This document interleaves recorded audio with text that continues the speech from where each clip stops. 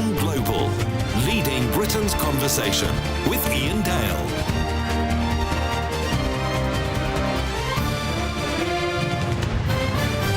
Hello, a very good evening. It's 7:04 on LBC. I'm Iain Dale. Nigel Farage has always prided himself as a politician that would confront the big issue of the day and say things even if they were quite unpopular.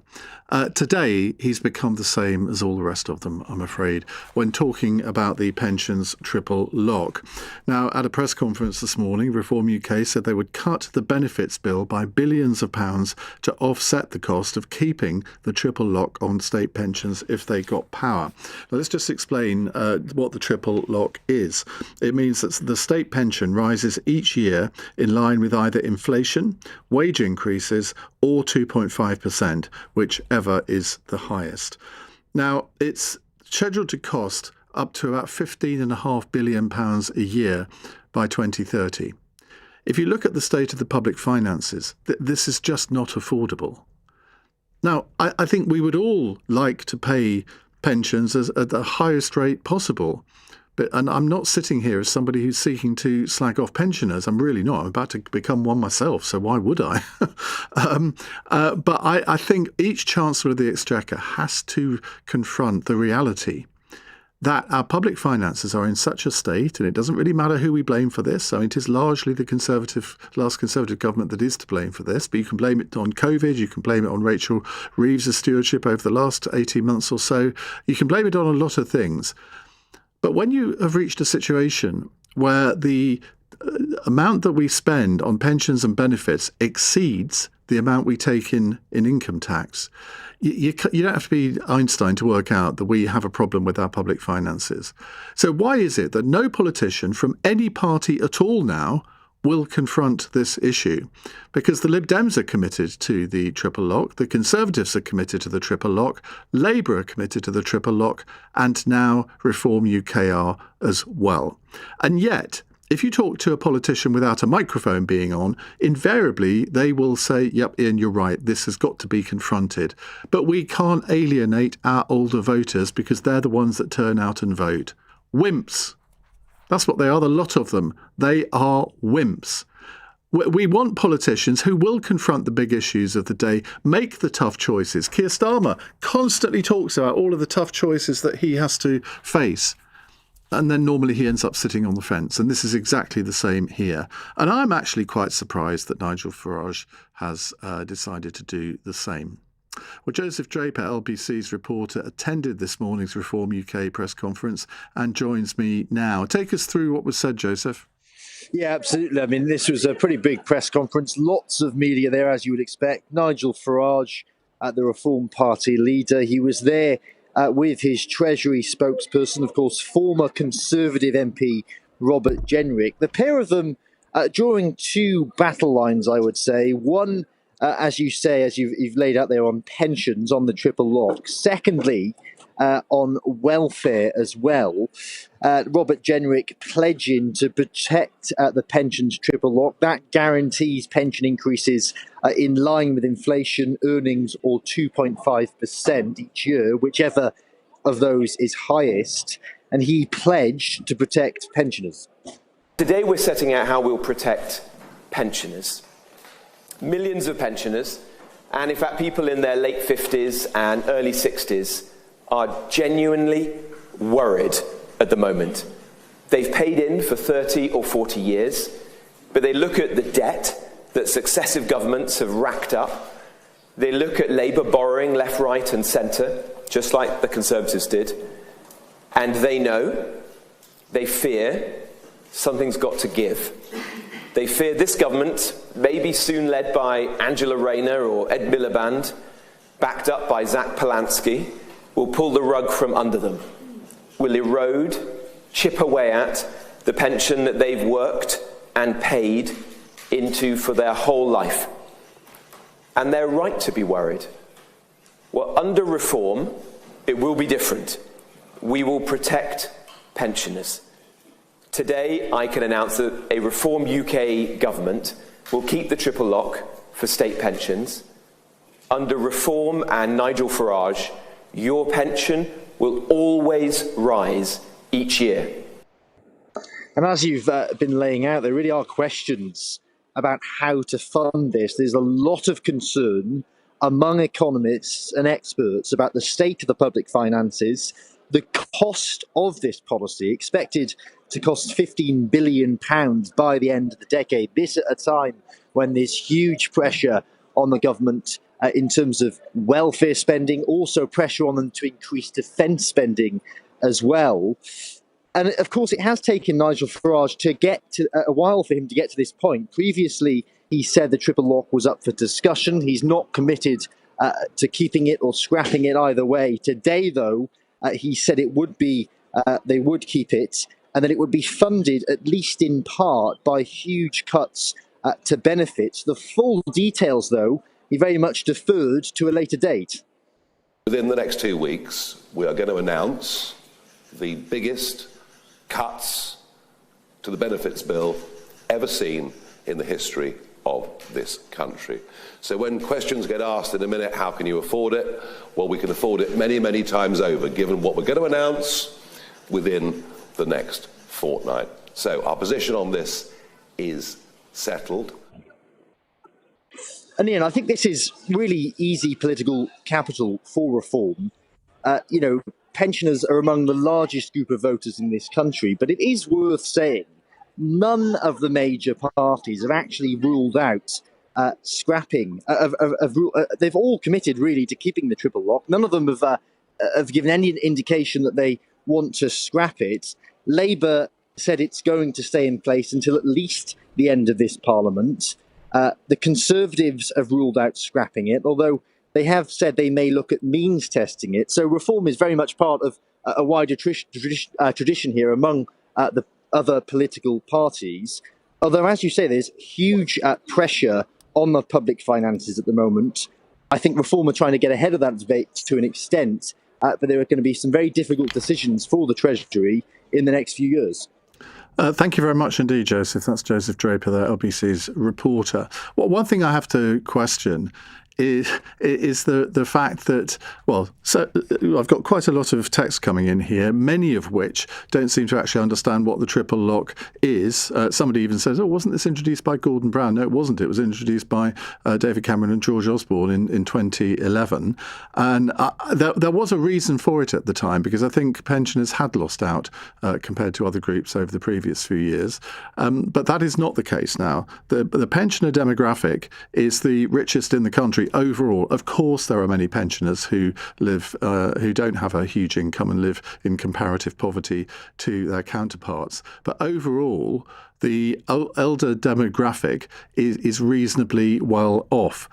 Now, I don't think a triple lock is viable in the future for many reasons, and I'll come to those in a few minutes. But let's talk to our guest, Tom McPhail. He's a pension scheme trustee and financial commentator. Tom, very good evening. Whenever we talk about this on the programme, it's one of those really divisive issues that does divide voters. Sort of generally, older callers want it kept, and younger callers don't. Now, it's not quite as simple as that, but that's the generality of it. Can we afford it in the medium term? No, absolutely we can't, Ian. I absolutely agree with your earlier comments about this. It isn't sustainable. The definition of it means it will inevitably, as it already has been, it will inevitably consume a larger and larger share of state spending. It's this uncontrolled beast that just keeps munching its way through the public finances. So it has to stop at some point. That's not to say, though, that we couldn't find a mechanism that continues to protect pensioners. I think this is the bit that gets lost in the debate, is there is another way where you continue to increase the state pension, but you get rid of the triple lock, because that mechanism of the triple lock, where you always get the best of those three measures that you talked about, which means that it's always taking up more and more state spending, it's taking more and more money away from other areas of the economy, that's not sustainable. But the other thing that gets missed in all of this, and the reason I think Farage was talking about this now in a superficial, soundbitey kind of way, a month before the local elections, this is not a coincidence, is that you can't look at the triple lock in isolation. You have to ask questions about, what level of state pension do we think is appropriate? And you talked about the reason we had the triple lock of bringing up the state pension from a lower level in the past, and it's done that. There are a lot of wealthy pensioners out there today, and there are a lot of really hard-off pensioners. So what do we want to do with the state pension? Do we want to means test it? What do we think about what age it should be paid at? What indexation do we want to apply? Should it be the triple lock or something else? How does it intersect with other welfare? What about housing? Home ownership is going to drop off massively over the next 20 years. So we're going to get more and more people in retirement still having to pay for their own homes. They won't have paid off their mortgage. So there's other problems coming down the tracks. But Farage didn't want to talk about that today. He just wanted to do this totemic thing of saying, we'll keep the triple lock, you can trust us, your pension's safe with us. Well, that's misdirection. That's cheap politics. What I'd love to see, and, Labour have done this as well. The Conservatives have done it in the past. Labour have said they're going to keep the triple lock for the duration of this Parliament. They've reneged on many other promises, but I think they'll keep this one. But it's look, how do we take a step back from all of this and say, okay, let's look at this in the round. What does a good long-term answer look like? Now, Labour actually instituted another pensions commission. We had one 20 years ago that led to the auto-enrolment system. So we've got a pensions commission whirring away in the background. But they've been specifically told not to look at the triple lock, which was a bit of cowardice on the part of the Labour Party. So what I'd love to see all the parties do is just zoom out and say, look, let's do what we did 20 years ago. Let's find some consensus around this. Let's all agree what a long-term solution looks like. Sorry, back to you, Ian. Sorry. No, not at all. You've explained it very well. Is it too simplistic to say, well, let's abolish the triple lock and let's have a single lock? Let's say that pensions each year should rise as the same as average earnings, so that pensioners are not treated differently to any other group in society. There would surely be some logic to that. Absolutely, there would. You could say, we'll just link it to CPI inflation or RPI inflation. Any of these measures would have merit, but I think linking it to economic growth and average earnings would be a really sensible thing to do. So they're walking, and pensioners would be walking in lockstep with the rest of the population. And then you might look at what other welfare support you could give to poorer pensioners. You might start to look at whether you want to means test the state pension for the really wealthy pensioners, because we can't really afford to keep throwing all this money around. All these things are up for grabs. But yeah, I think your suggestion is a really sensible one, and that would continue to protect pensioners. No one would get their pension taken away from them. But for some reason, politicians are so terrified of upsetting the pensioner bloc, losing those votes, that they're not willing to go there at the moment. Well, you can understand that, particularly from the Conservative Party point of view, because their vote has traditionally been a much older demographic than maybe the other parties. Is there one thing that you would urge politicians to really, forget the triple lock for a moment, but looking at pensioner welfare, is there one thing that you think that the state could do which it isn't doing at the moment? Because let's remember that the level of state pension in this country is nowhere near what it is in most European countries. Yes, we've got a mechanism called pensions credit, which is a small means-tested top-up for people who've got small private savings, and it rewards them a bit for that. I would look to those kind of tools as a way to direct what state spending we can afford to those people who need it the most. And then in the longer term, look at a more rounded reevaluation of what we want the state pension to do, because critically, the message to the 20 and 30 somethings of today is we want a state pension that is sufficiently sustainable that they can realistically look forward to getting a state pension themselves in 40 years' time, when they, of course, it's their taxes that are paying for the state pensions of today. So it has to be an equitable solution for all generations. Tom, thank you very much indeed. That's Tom McPhail, pension scheme trustee and financial commentator. This whole pensions issue goes far wider than the triple lock, but I wonder why you think it is that no political party... Well, somebody's pointing out on a text, which I'll read out in a moment, that the Greens have a different policy on this. They want a double lock. We'll look into that as well. Has the triple lock had its day? That's the question I'm asking you. Phone now, you will get through 0345 6060 973. It's 18 minutes past 7. LBC. You've probably been with the same energy supplier for decades. And why wouldn't you be? Loyalty matters. But lately, bigger hasn't always felt better. You've probably dealt with long waits and endless automated menus in search of someone who can actually help. Octopus Energy is now Britain's biggest energy supplier, trusted by over 8 million customers, because we do things differently. Our people focus on the most important thing, you. When you call, you'll speak to a real person. No robotic scripts, no computer says no. Just an honest conversation with someone who actually wants to help.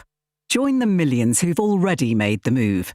Octopus Energy, recommended by Which? A record 9 years running. Visit octopus.energy/better for verification. With over 50 years' experience, Fidelity can help you feel confidently invested. Make the most of your annual allowances by the 5th of April with our expert insights, excellent service, and wealth of investment options. For ISAs, pensions, or advice, go to fidelity.co.uk.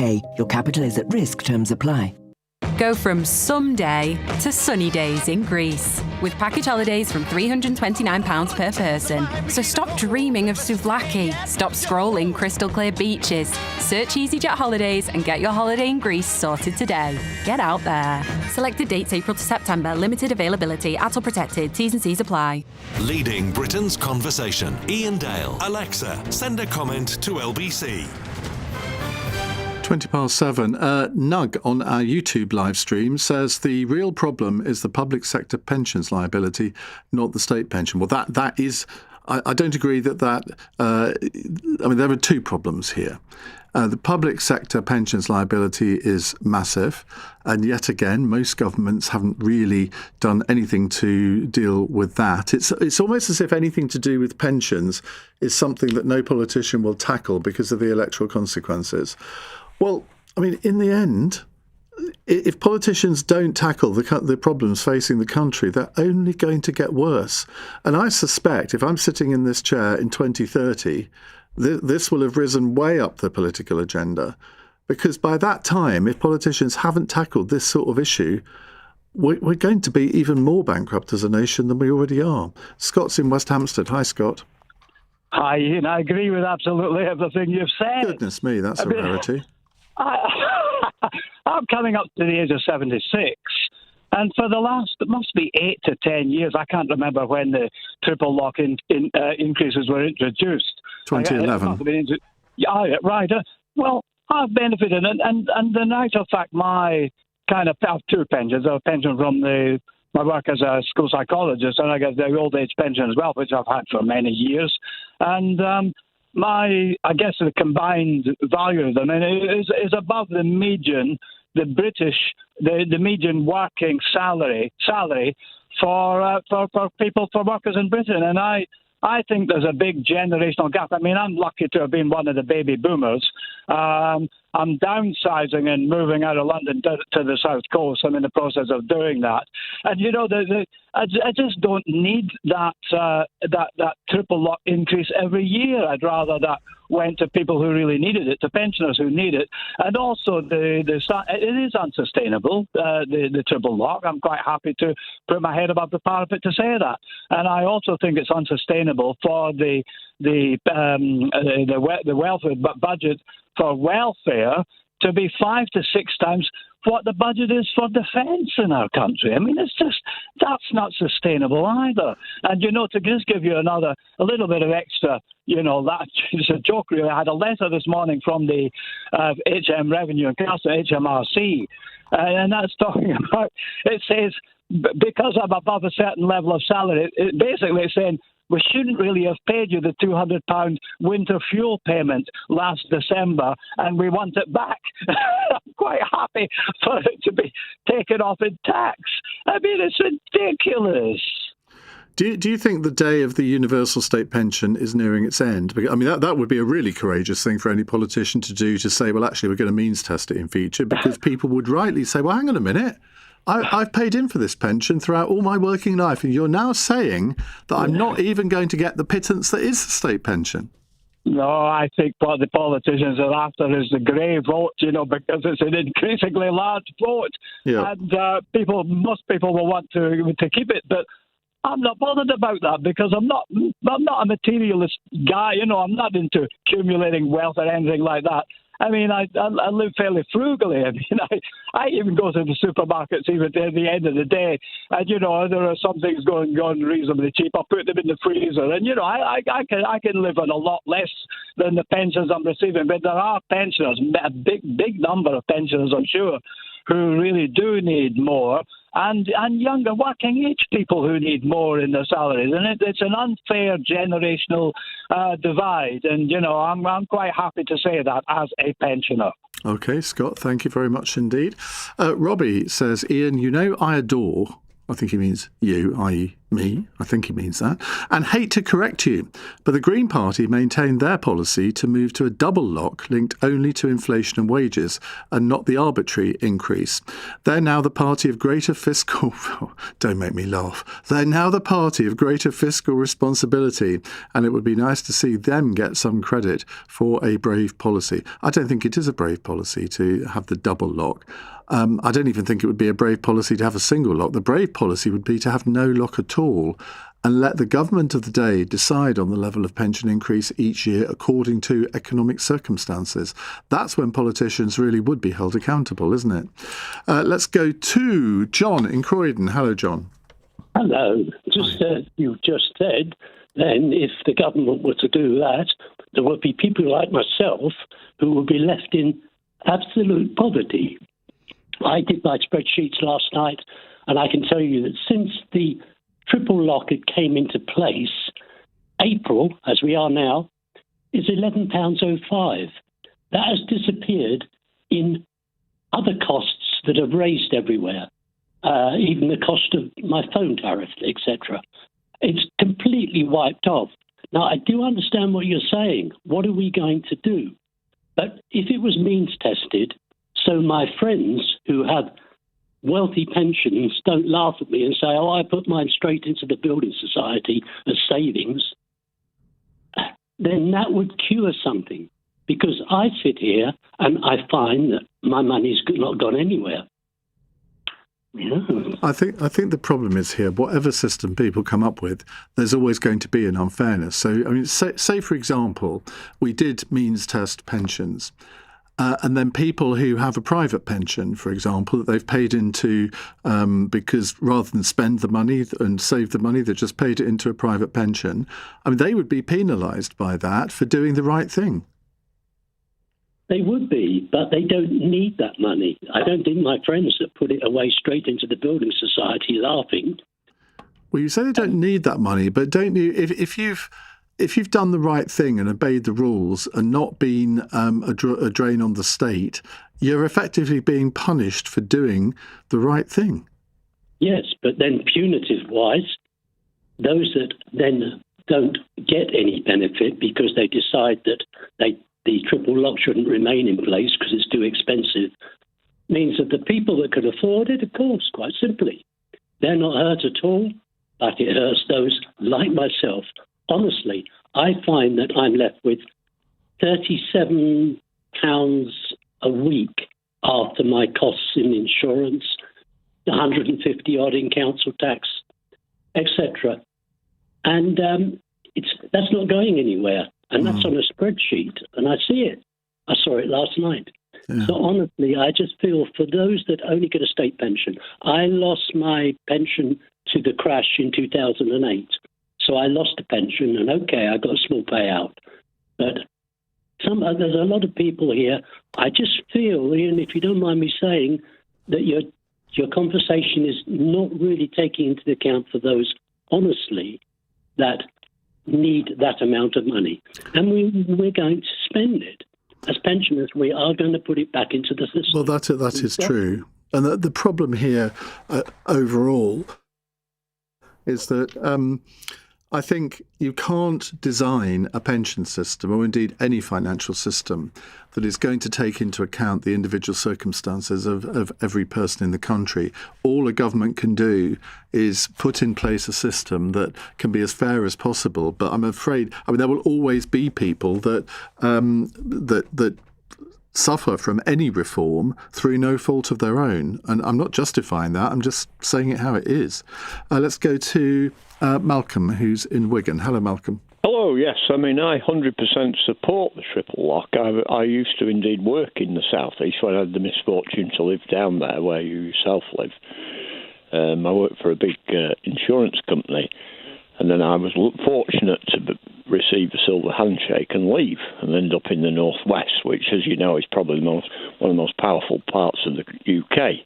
Because, as you know, you lot down in the southeast lost in the Remain referendum. But moving on from that, What? Well, you know that you lost, didn't you? I didn't. Okay. I won. I voted to leave. Oh, that's brilliant. But the 70% in the Greater London area who voted in favour of Remain. Yeah, but what's that got to do with the triple lock?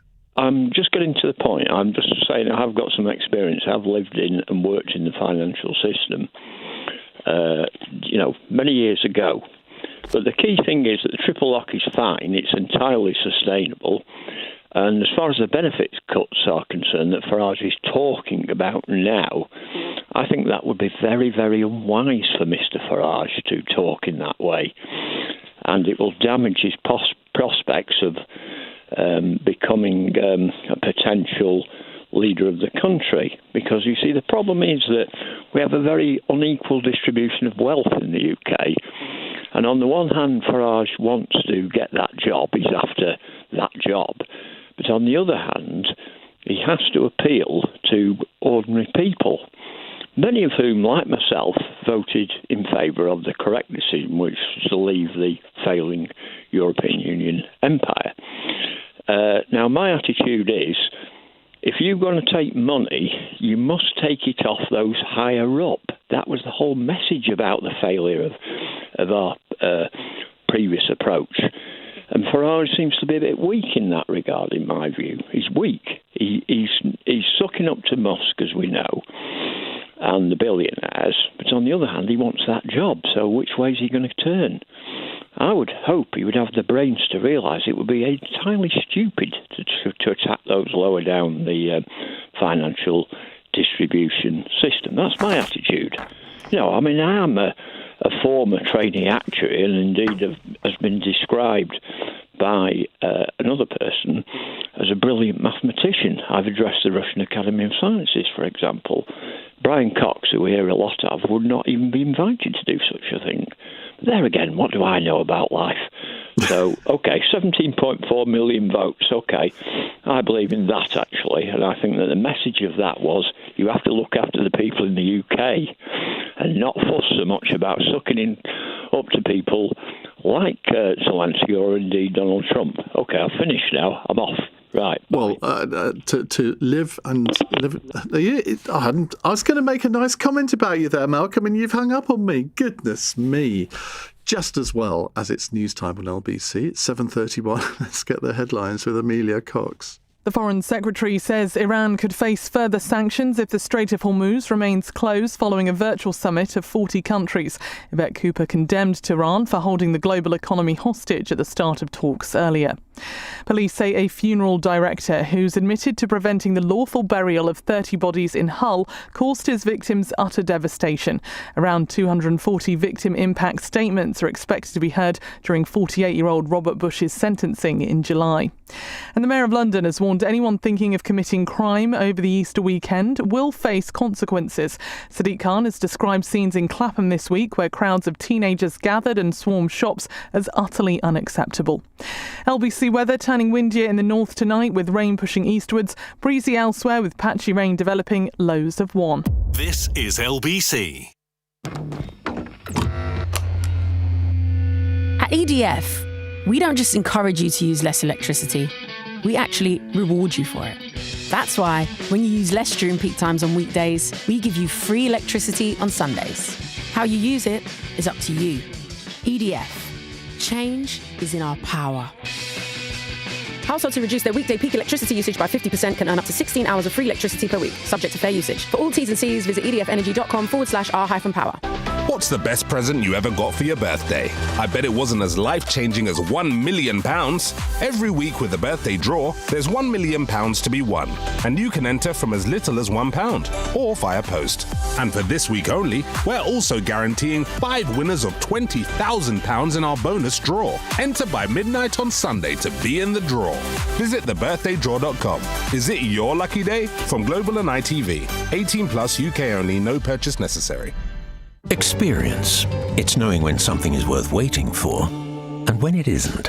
That's why Saga Health Insurance offers unlimited GP appointments whenever you need them. With a choice of flexible plans, prompt tests and treatment, your health is taken care of. And right now, you'll get a £250 gift card when you take out Saga Health Insurance. Search Saga Health Insurance for a quote today. Start a new policy before the 28th of May. New customers over 50 only. Terms and conditions apply. Iain Dale on LBC. Text 84850. 7:34, we'll come back to your calls on the pensions triple lock in just a moment. But first, a funeral director described as a monster has admitted preventing 30 dead people from being buried. Alex Taylor-Brown has the story, LBC's Yorkshire correspondent, who joins us from outside the funeral home in Hull. Alex, this is a horrific tale. Tell us more. Yeah, Ian, well, this is the site where in March 2024 more than 30 bodies were recovered after concerns were raised about the care for the deceased. This is the former site, the Legacy Independent Funeral Directors here on Hessel Road in Hull. What's believed to be the ashes of more than 160 people were also recovered. Essentially what had happened, Ian, was people had paid for a funeral, they'd paid for a cremation service, but they didn't actually receive the ashes of their loved ones, in some cases whose bodies were found here a couple of years later. Among them an unborn baby. Some ashes returned to parents who'd suffered child loss were not actually the ashes of their children either. Today, Robert Bush pleaded guilty to 30 counts of prevention of a lawful burial. He'd already admitted 35 counts of fraud by false representation and fraudulently running a business. He also pleaded guilty today to stealing from charities, including Macmillan Cancer Support, Help for Heroes and the RNLI, in instances where people had wanted to leave some money to those charities in the funeral packages that they'd bought with Legacy Independent Funeral Directors. Now, Mr. Bush has been bailed, but he did have to make his way through the emotional families and the press pack as he left court today. This is how it went down. Why don't you bury them? No, nothing for the family. You're robbing. You're a monster! Every time you said sorry, they want you to say sorry, and yet you can't manage it. We heard their screams of monster to Robert Bush. That was from Michaela Baldwin. Her stepdad was among those found here at the funeral home. She gave me her reaction to today's guilty pleas. A roller coaster.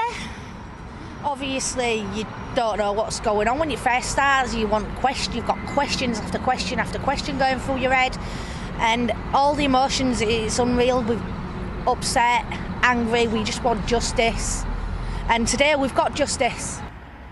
Michaela and many of the families are, however, frustrated that Bush has been bailed. Amongst them, the family of Jessie Stockdale. She was also found here at the premises on Hessel Road.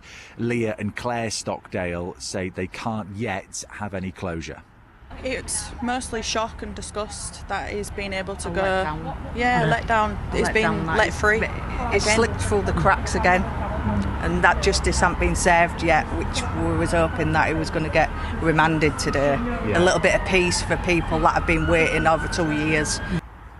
Homicide police say the damage that Mr. Bush has caused has been irreparable and one of the most traumatic experiences anyone can go through in respect to the families. Where do we go from here? Well, there are calls for proper legislation so that nothing like this can happen again. Funeral directors, they sign up to a code of conduct and are meant to undergo regular inspections, but there is concern that that doesn't mean enforcement. And obviously that seems that that was one of the issues here, that Robert Bush is allowed to get away with this for so long without proper inspection by what it seems like. We do expect 240 impact statements to be submitted ahead of Robert Bush's sentencing. That's due to take place in July. Alex, thank you. That's Alex Taylor-Brown, LBC's Yorkshire correspondent. Right, back to pensions triple lock. Dan says, very happy you're speaking about this, Ian. We all know as soon as it does get abolished, every politician will suddenly claim they were always a triple lock abolitionist. Absolute cowardice for not being able to voice their view publicly. I'm presenting breakfast tomorrow, in fact, for the next 4 days, 7 to 10 a.m. on LBC. And tomorrow morning, I'll be talking to Robert Jenrick, the Reform Treasury spokesman, who announced this today. So do tune in for that. Now, Let me tell you who's on Cross Question at 8 o'clock. Greg Hans, former Conservative MP and Conservative Party chairman. Stella Santakidou, who's a political commentator and former Labour advisor. She's standing for election to the party's national executive. David Wooding, former editor of the Sunday Express and the political editor of The Sun on Sunday. And Ava Vidal, comedian and journalist. They'll be here from 8 answering your questions. Right, let's go back to your calls. Jane is in Cambridge. Hello, Jane. Hello, Ian. Thank you for taking my call. I'm 82 years of age. I do listen to LBC, done for many years. Marvellous, thank you. Thank you. And many people who are in their 60s, 70s now, I mean, I'm going back to 40 years ago. It was completely different then. However, triple lock, yes, I am in favour. I do need the extra help. I'm not on benefits. I'm really having a hard time of things. I was slightly over the threshold. I don't have big savings. I'm just letting you know, Ian, my circumstances. And there's a lot of pensioners in my age group who are also suffering, I should think. I pay my full rent. And at the moment, just received a letter from the administrators of a pension scheme who I work for, informing me they've underpaid. The letter was 9 pages, very technical, as you know pensions can be, and my head is spinning from that. Another company with a very small pension, I've had to write to them to complain about some matters, and that's still ongoing. I haven't received their letter. So the first letter I received from one pension company informed me to get a company who could help, but I haven't got the money to pay for that. It's very complicated. I mean, what you said about the 9-page letter, I absolutely have sympathy with that, because I think sometimes this isn't just the pensions industry. I think it's financial services in general. Yeah, they bamboozle you with jargon, which no normal person can make head nor tail of. And also, Ian, what they've put in the letter is that I can't go to anyone, but they're informing me to go to a financial advisor. And if I do that, they won't claim any comeback to me at all. This is the administrators. It's all about GMPs and repeating words, and my head's spinning. I mean, if it's DWP, that's your government pension, you can go about that. But when it's something more complicated within a firm's pension scheme, you do need the advice. And of my age now, I'm end of life. Well, I'm not sounding. You've got a few years to go yet, Jane. Come on. Yes, well, I doubt it. Not in my health state. Well, you have always got the pensions ombudsman that you can go to. Yes, I know, but unfortunately, Ian, I'm not online. I'm one of those pensioners who haven't taken it, although I can use a computer, but I can't get about now. Unfortunately, won't go into detail. However, I'm very pleased I could come on and air my problems. Well, it's been a pleasure talking to you, Jane. And I would suggest that, given what you've said in this brief conversation, I would suggest that you write a letter to the Pensions Ombudsman and tell them exactly what's been going on and see if they can give you some advice. Thank you very much. Let's go to Joe in Leeds. Hello, Joe. Oh, thank you very much, Ian, for taking my call. Great show as always. Thank you. Just wanted to say, I think this issue about trying to potentially change the rules in the 99th minute of the game of their life for pensioners by suddenly adjusting triple lock and certainly introducing, say, means testing for the state pension, I think is going to be grossly unfair. I think a lot of people will have paid in to the system, and I know it's not an allocated pot and all of that financial kind of. Yeah, but they would have also paid in when there was no triple lock. Yes, they would have done. But the fact is, sorry, you just thrown me there a little bit.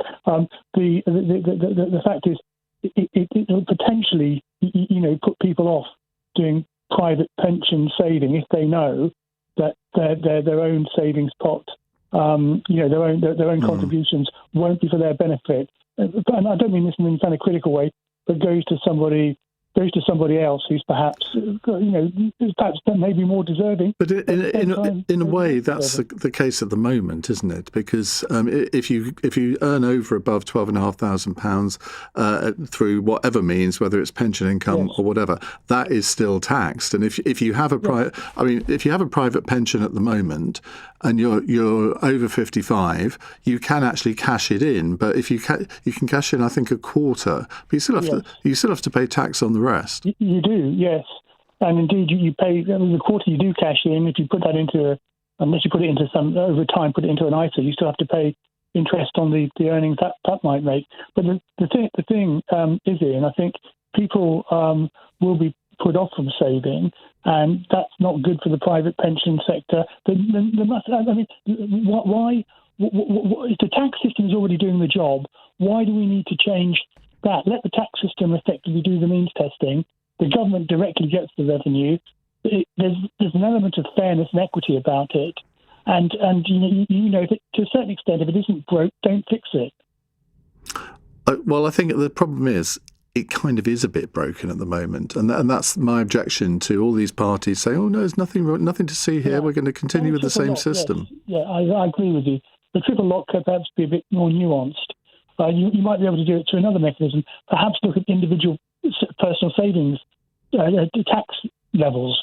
I mean, there are ways that there's a myriad of ways you could actually target fairness to those people who need it. Perhaps by giving them, let's say, for example, and this is just top of my head, so it hasn't been tested or anything, giving them a £15,000, £20,000 personal allowance, so they're able to make a little bit more money and they're able to get a bit more of a comfortable lifestyle. But this idea of, thank you very much for paying in for the last 40 years, we're now going to take your pot and we're going to effectively give it to somebody else.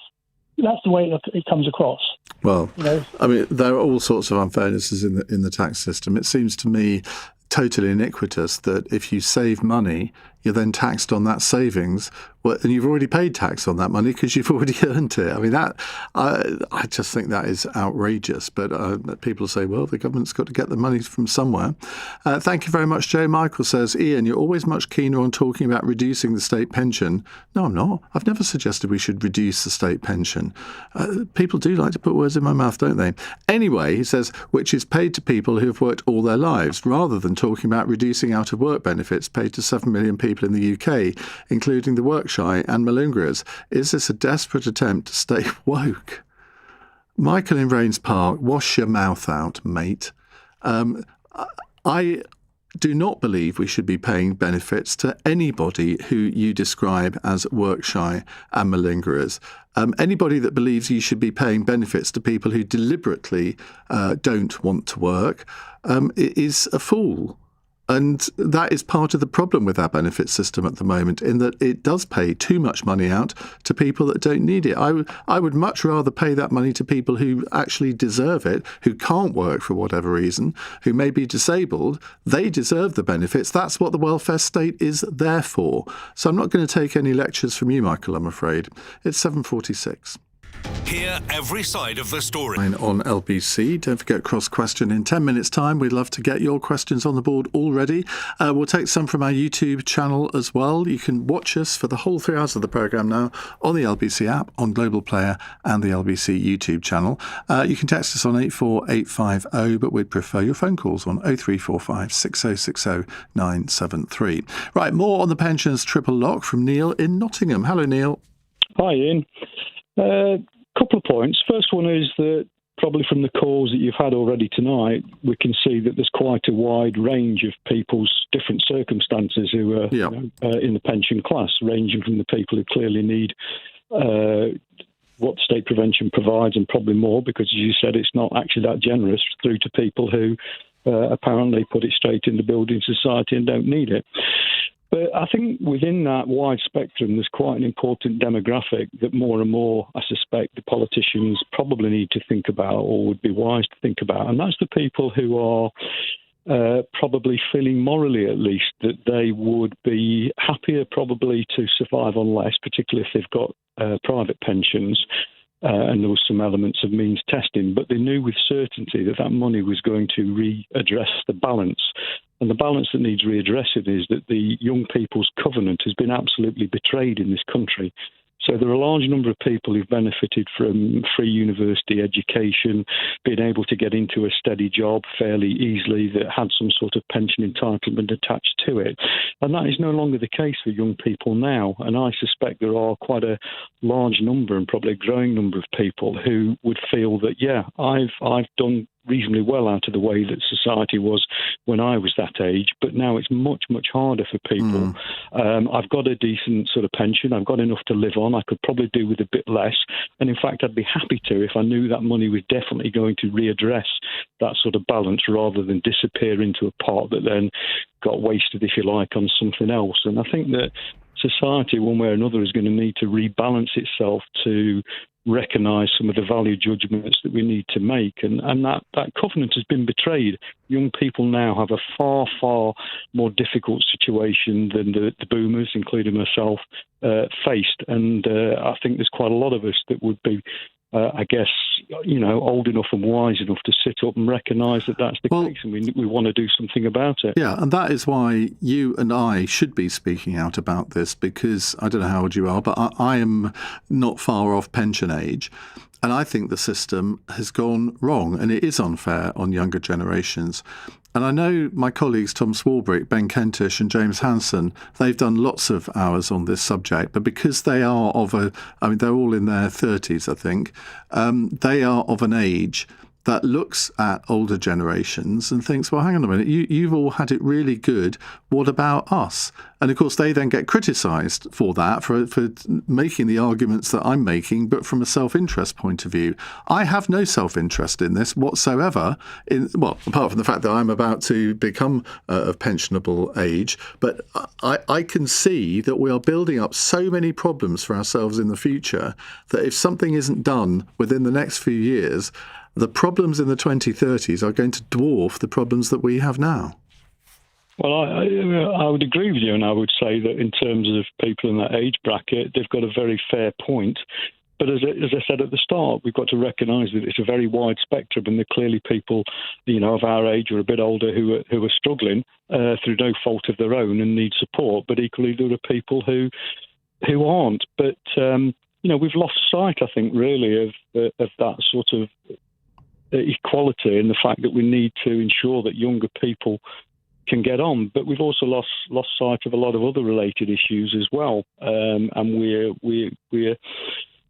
really need to rebalance a lot of things. But the first issue there is to sit up and recognise there is a definite problem. We're not very good at doing that even. No, we're not. And that's got to change, hasn't it? Thank you very much indeed. John says, if this government feel that to live in this country, employers are forced to pay £12.71 per hour, why does it not pay £12.71 times 36 typically working week to accommodate pensioners who have worked and paid into the system all their life? Well, the simple reason is that would be to double the state pension bill.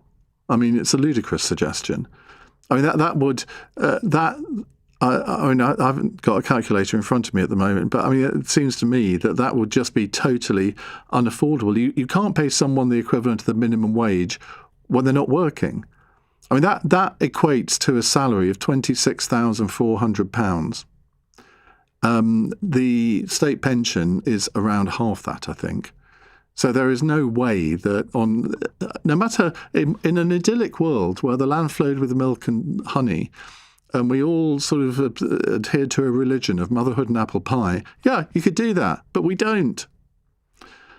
John finishes, you can then get rid of all the other pension benefits that are means tested to be paid, saving money. Well, you wouldn't, would you? Because you'd be paying double the state pension to people who don't need it. And even that wouldn't cover a lot of the needs of some other pensioners. Let's go to Clive in Kings Langley. Hello, Clive. Hi, Ian. Good evening. Hi. I think that the triple lock, getting rid of the triple lock would be political suicide for any party that actually put it into their manifesto, because obviously pensionable age voters, it's a massive demographic. I think, I don't know if you're aware, but when you get to state pension age, then you stop paying national insurance. So if people are still working after they reach state pension age, maybe they should continue to pay national insurance, which would help balance the books a little bit, possibly.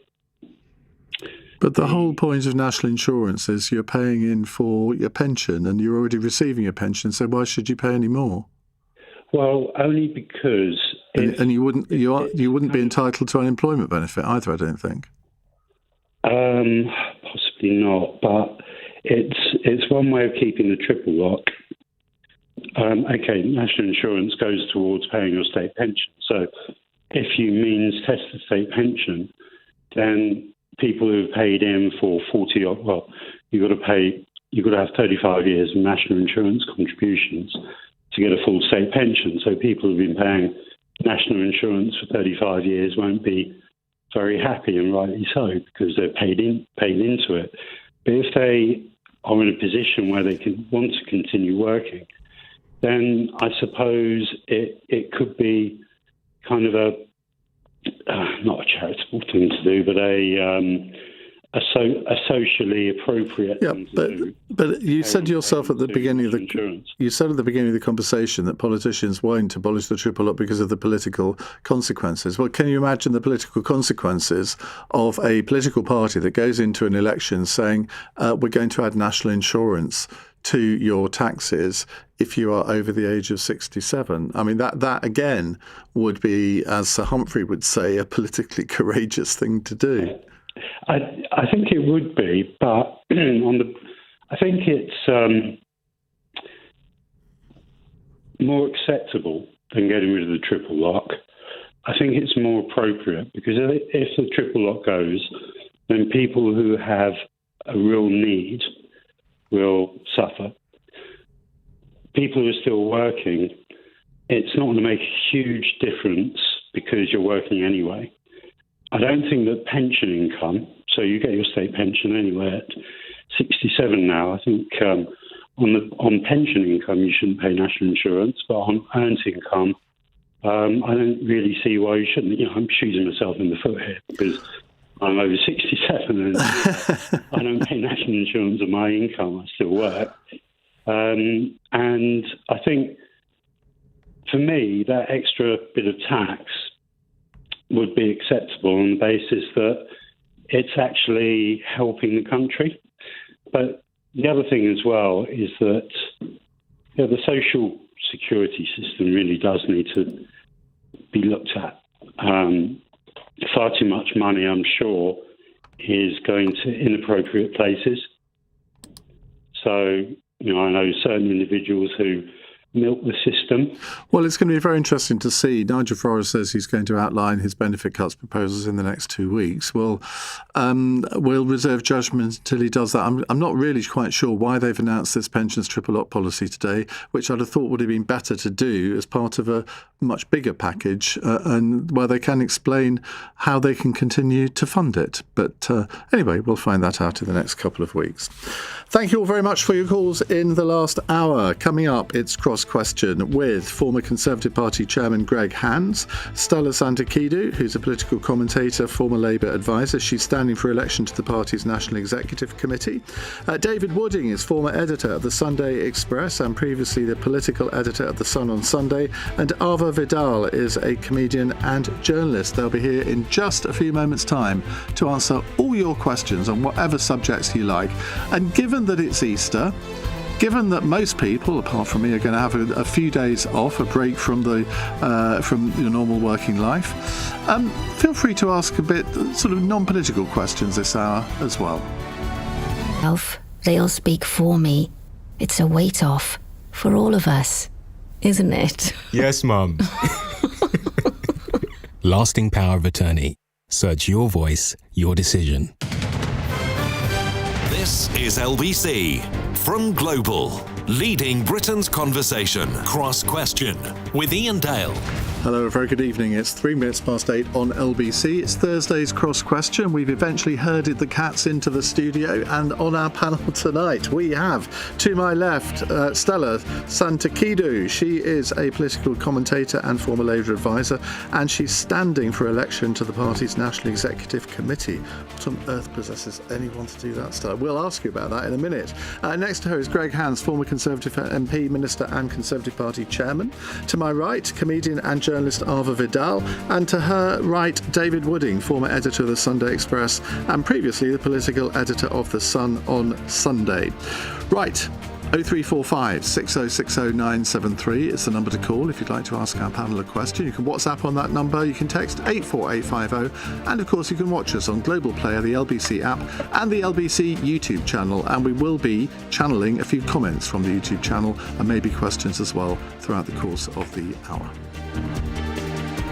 Call 0345 6060 973. Text 84850. Cross Question. Watch live on our free Global Player app or the LBC app. Finley has our first question. Is begging Iran to stop attacking ships carrying fuel to us really enough from this government?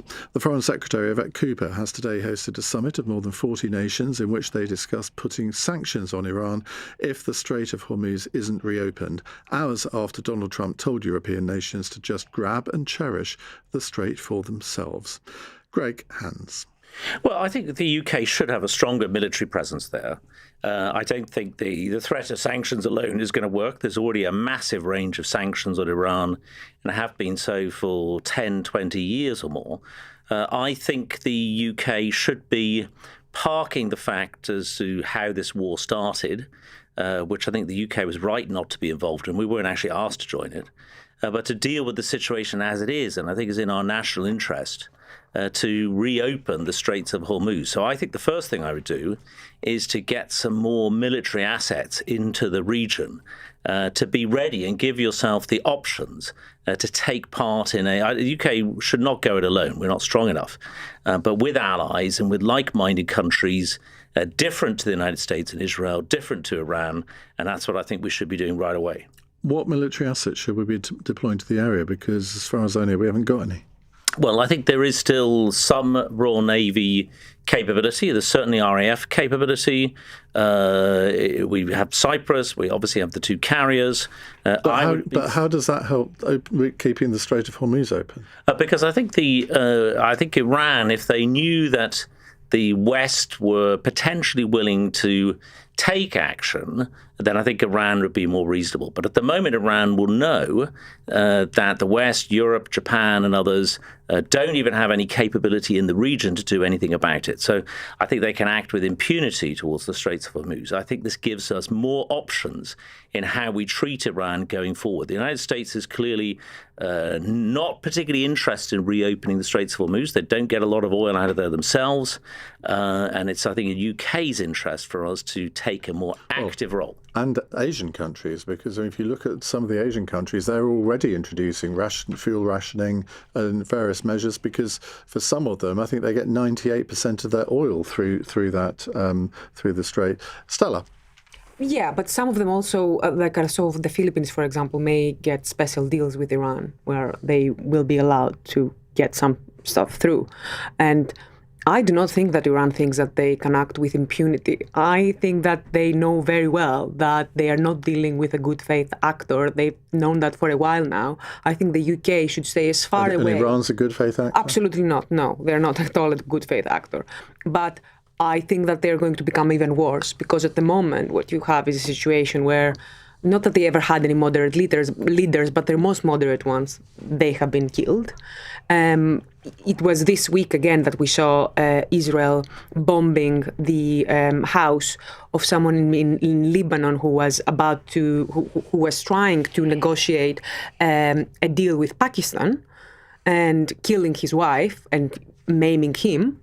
And I think that the UK should have nothing to do with it. I don't think that we absolutely do not have the capacity, but even if we did, how is it in our how is it helping our aims and our interests to further destabilize the region when we really do not know what Donald Trump's end game is? We know what Israel wants.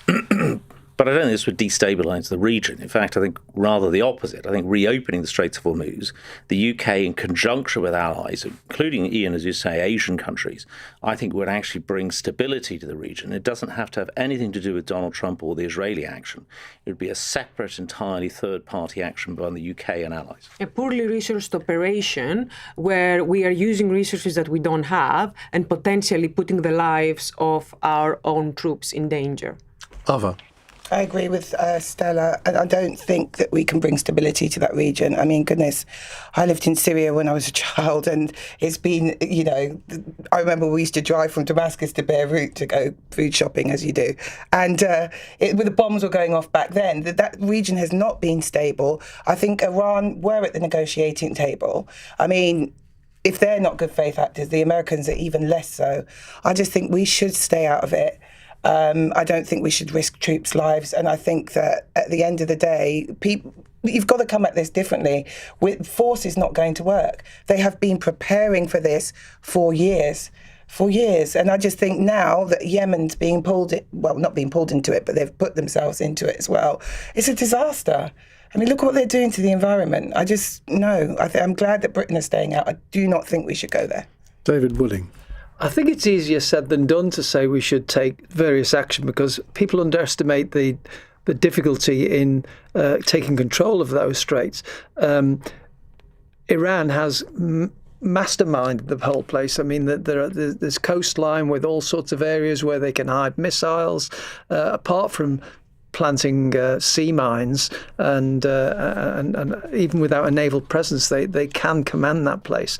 And the fact that Donald Trump has thrown the towel in and said, "You come and deal with it. It's your oil. We don't care," shows that he's not even prepared to take that one on. So I think it's easier said than done, and perhaps the only way of reopening the strait is one by ending the airstrikes at some stage, which we're told is 2 to 3 weeks away, or by diplomatic means, which again is quite tricky as well. But do you think if the airstrikes stopped, do you think the Iranians would then open the strait to all shipping? Because I mean, they are letting some ships through, but obviously not from countries that they don't approve of. Well, the last time, I think it was in the 1970s when there was a conflict out there, it took something like 4 months for everything to be stabilised, even after the shooting stopped. So this might go on a little bit longer than we thought. Let's do a follow-up question allied to this from Albert in Croydon. Does the panel think it's time Keir Starmer was tougher with Trump, as we're given the impression Trump is bullying him? Marva. Oh, gosh. I don't think Mr. Flippity Flip-Flop has got it in him to be tough with anybody. I just Who are we talking about, Starmer or Trump? Yes, Starmer. Oh, right, okay. Yeah. I just wanted to clarify. Yeah, Starmer. I just don't think he has got it in him to be tougher with anyone. He hasn't got the backbone. He's a very indecisive man, and like I said, he just goes whichever way the wind blows. I'm sure if there hadn't been so much public outcry, we would have been well in this war. But he waits, doesn't he? And he sees which way we'll go. Well, to be fair to him, I mean, he was adamant from the beginning it wasn't our war, and he has stuck to that position. He was still allowing, naval bases to be used and stuff, wasn't he? He was allowing certain things to go in. He did flip-flop after 2 days, you're right on that. As always. But that was to deter Iran from attacking British bases. But Dave? I think Keir Starmer's got a fairly decent standpoint on this. He's done well to stay away from being directly involved. What he's managed to do, which is unfortunate, is alienate both sides of this conflict. He's upset Donald Trump by not getting involved enough, and then he seemed indecisive at home, and the Iranians still think that he's involved in this war because he's gone in defensively. So he really hasn't got many friends around all the various camps on this issue. As for getting involved with getting a bit tougher with Donald Trump, the problem is he's so irascible and unpredictable. You could as Brigitte Macron has found. Well, exactly. You could get tough with Donald Trump, and he'll shoot you down in flames with something 10 times worse than you expected him to say. So probably not worth the risk. Stella. Imagine you're on the Labour NEC and you've got the Prime Minister in front of you. What would you be saying to him to answer Albert's question? For the love of God, tell the orange baby to just... and I will leave it there. But honestly, ages ago, and I totally do believe that for Keir Starmer, it is his strongest point. The fact that he can be so diplomatic and controlled, I would not be able to do that on the international stage. That is something that is really needed at a time like this, when every leader is being an emotional, like Donald Trump, he's taking us through an emotional roller coaster. But what have we gained, really? What have we gained from appeasing Donald Trump for the last year, at least? He has led us to all of these illegal wars. He is wrecking completely our energy market. He is, one of the priorities one of the most simple things I would do if I was Keir Starmer is I would say, we don't want more refugees. So please, USA, can you please creating these refugees? Because you will then expect Europe to take them on, because where are they going to go? Can you please stop bombing these countries? Because if you are saying, which Donald Trump did in his speech, that you're going to take Iran back to the Stone Age, what exactly do you expect all of these people to do? And do you really expect all of these people to be anything but completely radicalized and to think that Westerners, Americans and Europeans are completely evil who want to exterminate them? That ignores the vast number of Iranians who actually welcome these airstrikes because they think it will provoke a regime change. The Iranians who are not living in Iran No, now, Iranians in Iran. who are not being bombed right now and killed right now. Let me tell you, I would not want the UK to turn into a dictatorship. But if you told me that the price I have to pay for democracy is that I die and everybody that I know dies and I have to watch them die, then I would tell you, you know what? Bring on the dictator, whoever that is. Easy to say if you're not an Iranian. Greg? Well, I think there are other options there. I mean, it isn't a case of you either oppose or you participate.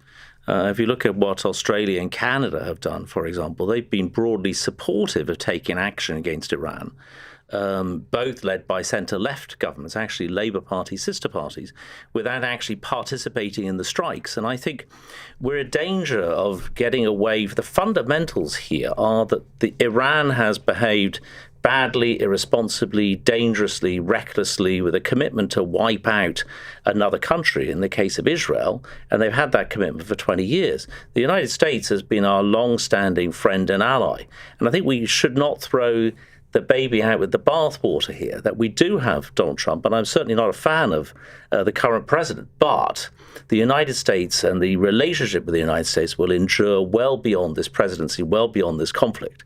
But we just need to keep in perspective here the different positions. And I think Iran, taking action against Iran to prevent them having nuclear weapons, I think broadly was the right thing to do. I don't think it was well executed, and I don't think it was well prepared, but I don't think it was a bad thing to do. And I think we could have taken a position like Canada and Australia, which would have been to be supportive of the action without actually participating. Iran didn't have a weapon, though, and they don't have one, and that was the whole point. They were at the negotiating table. Why couldn't they have just seen the negotiations out without Donald Trump just flipping because I like he think did? the negotiations with Iran have been going on for about 20 years. Yeah, but every No, time they were keep actually saying reaching a very good stage. we're a couple of months away. They're going to have a nuclear thing. No, they were reaching a good stage. The only way what Donald Trump was manipulated. Come on. Closer and closer to one at a time. Donald Trump was manipulated into, because he doesn't understand his own country's policy. He was manipulated by commentators on Fox News, which he watches all the time. That's how he forms his opinions. He was manipulated to believe that the American position is that the Iranians are not allowed to do any enrichment, any nuclear enrichment whatsoever, which is not the case. The official American position was that Iran he's the president of the United States. He sets the official American position. No, that was already the position. He's the executive leader of the country. He had agreed to it, and because that was what his former head of national security, who resigned a couple of weeks ago because of the war in Iran, said. That was literally his own head of national security. Right, we've got other subjects to discuss, which you'll all be fairly grateful for, I imagine. I'm sure our listeners will too. It's 17 minutes past 8. LBC. When we think of Easter, why do our brains go straight to eggs wrapped in foil Cross Question with Iain Dale. Watch live on our free Global Player app or the LBC app. 19 minutes past 8. Greg Hands is with us, former Conservative MP and Minister. Stella Santakidou is with us, political commentator and former Labour advisor. David Wooding, former editor of the Sunday Express, previously the political editor of The Sun on Sunday, and Arva Vidal, comedian and journalist. Right, a text question here from Chris. What should be done to stop the feral youths in Clapham running riot again this weekend? Well, so-called link-up gatherings arranged on social media led to shops in Clapham being closed on 2 evenings in the past week, with fears that more unrest will be seen during the Easter holiday. There's also been unrest in Birmingham and in Rochdale in Greater Manchester. This evening, Marks & Spencer's retail executive, Thenas Keeve, has written for the Daily Telegraph and warned that the lawlessness is affecting their workers, adding, without a government seriously cracking down on crime and a mayor of London that prioritises effective policing, we are powerless. I've never seen anything like this before. It's not a sort of conventional riot in the way that we've experienced them in the past. David Wooding, what's behind this and what can be done about it? I don't know. It's like one of these internet phenomenons. I remember some years ago there were youngsters who went to house parties. I don't really remember that. And somebody was having a house party, and then suddenly 300 kids would turn up and trash the entire house and drink dad's booze and then go. And how long did it take you to clear up? I actually did go to one or two of those in the Did you? as a reporter in the aftermath, I hasten to say.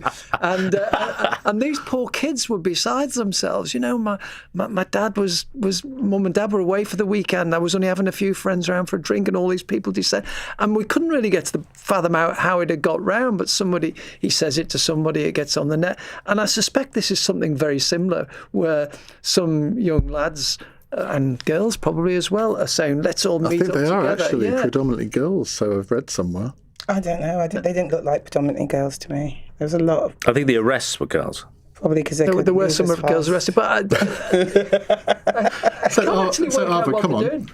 Oh God, I was going to write about this for the Indie, but look, I agree with you. This is how they used to do it, and I remember they used to do it with BlackBerry pins and stuff, and they would get them. It's a thing. The thing I don't really particularly like about it is the racialised element of how it's being reported. That's kind of getting on my nerves a little bit. Because it's seen all over the place. These are just bored kids. They WhatsApp each other. They have a big WhatsApp group. There was something that was going to be in Croydon, actually, at half term, and there were some black sort of youth leaders who found out about it, and they were going to do blue and red teams, and they were all going to go and fight. I mean, find something to do. I mean, if you want to go to a football match for that. Well, look how much that costs nowadays. But at the end of the day, I think, look, you're going to have the police need to put their foot down. They need to address it properly. The parents need to step in, because you need to know, where is your child? Why is your child out there running up and down? And I just think that also, you know, the government and stuff, I know people keep going, well, you know, I don't think youth clubs would solve everything, but there has been like massive cuts to the budgets and stuff, and there's nothing for these kids to do. And that's what So you think a table tennis table would prevent this sort of thing from happening? I think if they had more things to, I think, no, I don't, that's what I said, the youth club isn't going to solve everything. It's not just youth clubs, it's about giving them stuff to do. And I think at the end of the day, that these are just bored children. So I think people need to step in. I mean, when you've got a government, when you've got Keir Starmer, who will meet, like so many sort of black youth groups and stuff have asked to meet up with about knife crime and stuff, he doesn't want to meet up with you. Then he goes and meets with the producers of Adolescence, a made-up story. Like, come on now. You know, but this has nothing to do with me. Stella, defend your leader. Oh, yes. I actually do think that I agree that it's about giving them something to do. And this is why I do actually like youth clubs. I do think that it's very good that Labour is putting more emphasis into the local communities and putting more money into having more youth workers. So a good youth worker is something, it's really, really good. But personally, I don't think we should be criminalizing. We should not rush to criminalize young people. They looked very young to me. I think this is about youth culture, and how do you change youth culture? You need to make sure that these kids do not think that what they were doing is cool, because that kind of mass action makes a young person feel very powerful. And I remember being that age, and I remember feeling the rush whenever the whole school was doing something and our teachers were freaking out, it makes you feel powerful. Well, it's exciting, isn't it? 7, but for that reason, the message that we should be sending as adults is, children, you are being total losers when you do things like that. Bullying shopkeepers does not make you cool. It makes you losers. And the best person to talk to losers is Donald Trump, isn't it? Greg? Well, I'd say two things. First of all, I thought it was really interesting, the comment that you read out, Ian, from the head of retail, if I heard correctly, from Marks and Spencer's, which is very rare. It's quite out there, isn't it? For Marks very and Spencer. rare for a company to criticise political leaders directly. They don't normally see it in their interests. And the fact that he criticised the government in general, but Mayor Sadiq Khan in particular, and I think in London, as somebody, I'm a former London MP, I'm a Londoner pretty much through and through, the growing feeling in London that Sadiq Khan is not doing a good job, that has been the case for some time now. The second thing I would say... How can you blame Sadiq Khan for this? Well, because I think the general rise in lawlessness and crime data in London has got a lot worse. Shoplifting has got a lot worse in London. Low-level crime, knife crime has got massively worse in London. So I think it's coming down. I think the M&S comment about London was made, I think, correctly. The second thing I would say is it's a question of policing, and policing has to keep up with the latest in technology and the latest in social development. So it ought to be, in my view, but I'm not an expert, it ought to be a job that police using AI might be able to keep a closer eye on these kind of movements developing and working out where they're coming and where they're going to. I think that would be a good investment of police resources to make sure that the police know that these organised events, and they are organised online, but why should the police be unable to keep up with what 13-year-olds are doing? I think the policing also needs to keep up with technological change. Well, hasn't Ava got the right approach here, saying, well, where are the parents in this? I mean, if these kids are, 14, 15, 16, that's what I gather the majority of them are, where are the parents? Exactly. I just don't understand it. If my son was out there, I'd be pulling him home by his afro. What do you think you're doing? It's unacceptable. Where are they? But when the parents did get involved and they became aware of the WhatsApp group in Croydon, there was none of that. Bring back old-fashioned Caribbean parenting. The other thing is the policing, as Greg pointed out. If the police can have these units which are looking at social media to find out if anybody's saying anything hurty or nasty, and then going and knocking on the door, surely the same units can be put to use to try and use the same technology to do something more helpful. Things in the body. I'm going to read a text out, which you sort of mentioned this. Well, I think it is quite important here to get the facts. No, I'm saying here. So this is a text from Nick. He says, I know you're not going to read this out. Well, I am. But whether you like it or not, ethnicity is an issue. This is exclusively a black thing. I think he means if this exclusively is a black thing, this needs to be pointed out and questions need to be asked. Now, it can't be exclusively, as he puts it, a black thing. There is nothing in any black culture, and in fact, black cultures tend to be pretty strict when you're following them. It's more of a class thing, because if my son was out there doing that with his friends, because they went to public school, it would be seen as hijinks. There would no way be, and him and his friends did terrible things, and so did, you see it with the Bullingdon Club and all those people doing it. It's seen as a different thing. It's got nothing to do with being black in the same way knife crime hasn't got anything to do with being black. It tends to be a poverty thing, which is why it was very high in Preston, very high in Glasgow. But Clapham, should we say, is not the poverty capital of London, is it? No, it's not. And I don't even know if half of them live there. But or if they're just coming into that area. But at the end of the day, this is the thing that annoys me, because when knife crime was at record high levels in Glasgow, it was seen as a social problem. It was dealt with in a different way. When you're dealing with it with black kids, you're trying to say there's something wrong with us, or we are, predisposed to do crime. And even when white kids are doing it, you have someone like David Starkey coming along going, "Ooh, the whites are turning black." Like every race isn't capable of doing this kind of thing. It just annoys me. It's not helpful, and it is racist. So what's his name? Dave. Nick. No, this is another one. Sorry, Dave. It was Nick. I mean, Greg, you were an MP for sort of the area just north of the river from this, not far away.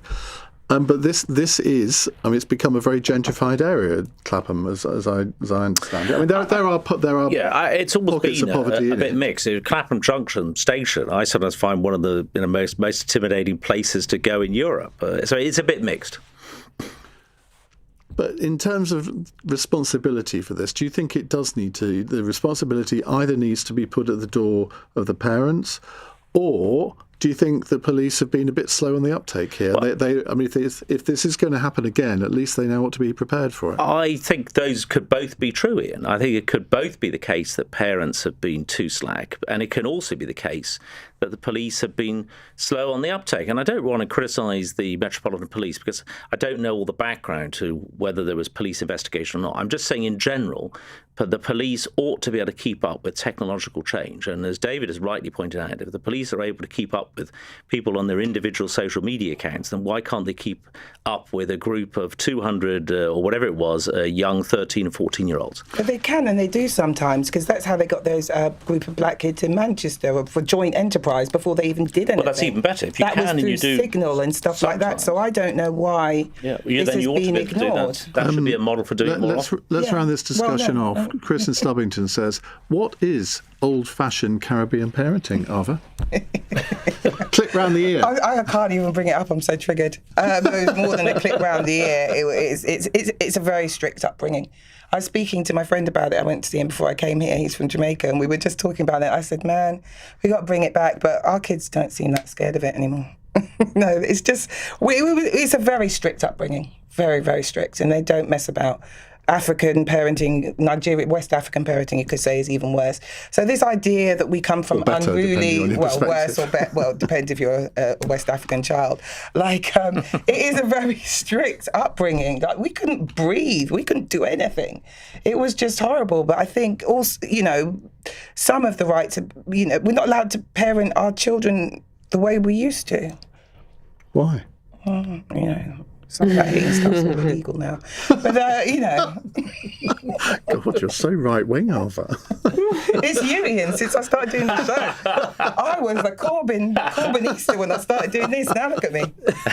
Right, we'll move on to other subjects in the next half an hour. It's 8:31. Let's get the news headlines on LBC with Darryl Jackson. The Foreign Secretary... Question with Iain Dale on LBC. 8:34 on LBC. We have with us Ava Vidal, comedian and journalist, Dave Wooding, former editor of the Sunday Express and previously political editor of the Sun on Sunday. Stella Santakidou is political commentator, former Labour advisor and standing to be on the party's national executive. Why, Stella? Because I honestly, when they blocked Andy Burnham, I thought, that's self-harm. Our party needs to stop doing things like that. I really don't like the control freakery, and it's not about any one faction. I'm running on a slate called Restoration, and we see ourselves nothing to do with Rupert Lowe's sponsoring it. Absolutely not. Oh my God, don't get me started. They stole our name. But we stand, our main things are class first, reindustrialization, no functionalism, no corruption. No what? Factionalism. Oh, I thought you said functionalism. And no, Peter Mandelson types out of the party, in prison right now, none of that. But yeah, you get the National Executive Committee gets to vote on important decisions that have to do with how the party is run. And I think that I think that Keir Starmer didn't do himself a favour at all with some of these things. OK. And Greg Hans, former Conservative Party chairman. Do you miss that job, Greg? No, actually, I do. It's a slightly... particularly in doing it throughout 2023, was a slightly masochistic existence, knowing that almost irrelevant to what you did, you were still going to get hammered almost every day. So, but funny enough, I do actually miss it. Sorry? You took it well. Well, I kind of, I've got a long sense of sort of duty to the party, and the party needed somebody to, keep the show on the road in that difficult time. So I actually got an odd satisfaction out of doing the job. OK. Let's go to John in Reading. Hello, John. Hi, Ian. I'm going for 4 this wecome calls. 4 in a row. Goodness me. We'll get you banned soon. Oh, don't. I've come up with the challenge. You said an Easter egg sort of related question. Go on, Right. I'm not going to say the company, but I'm going to do something slightly close to it. Right. Should we ban or limit all foreign buyers of British companies in this country to stop them changing the way the company is and changing the element of it?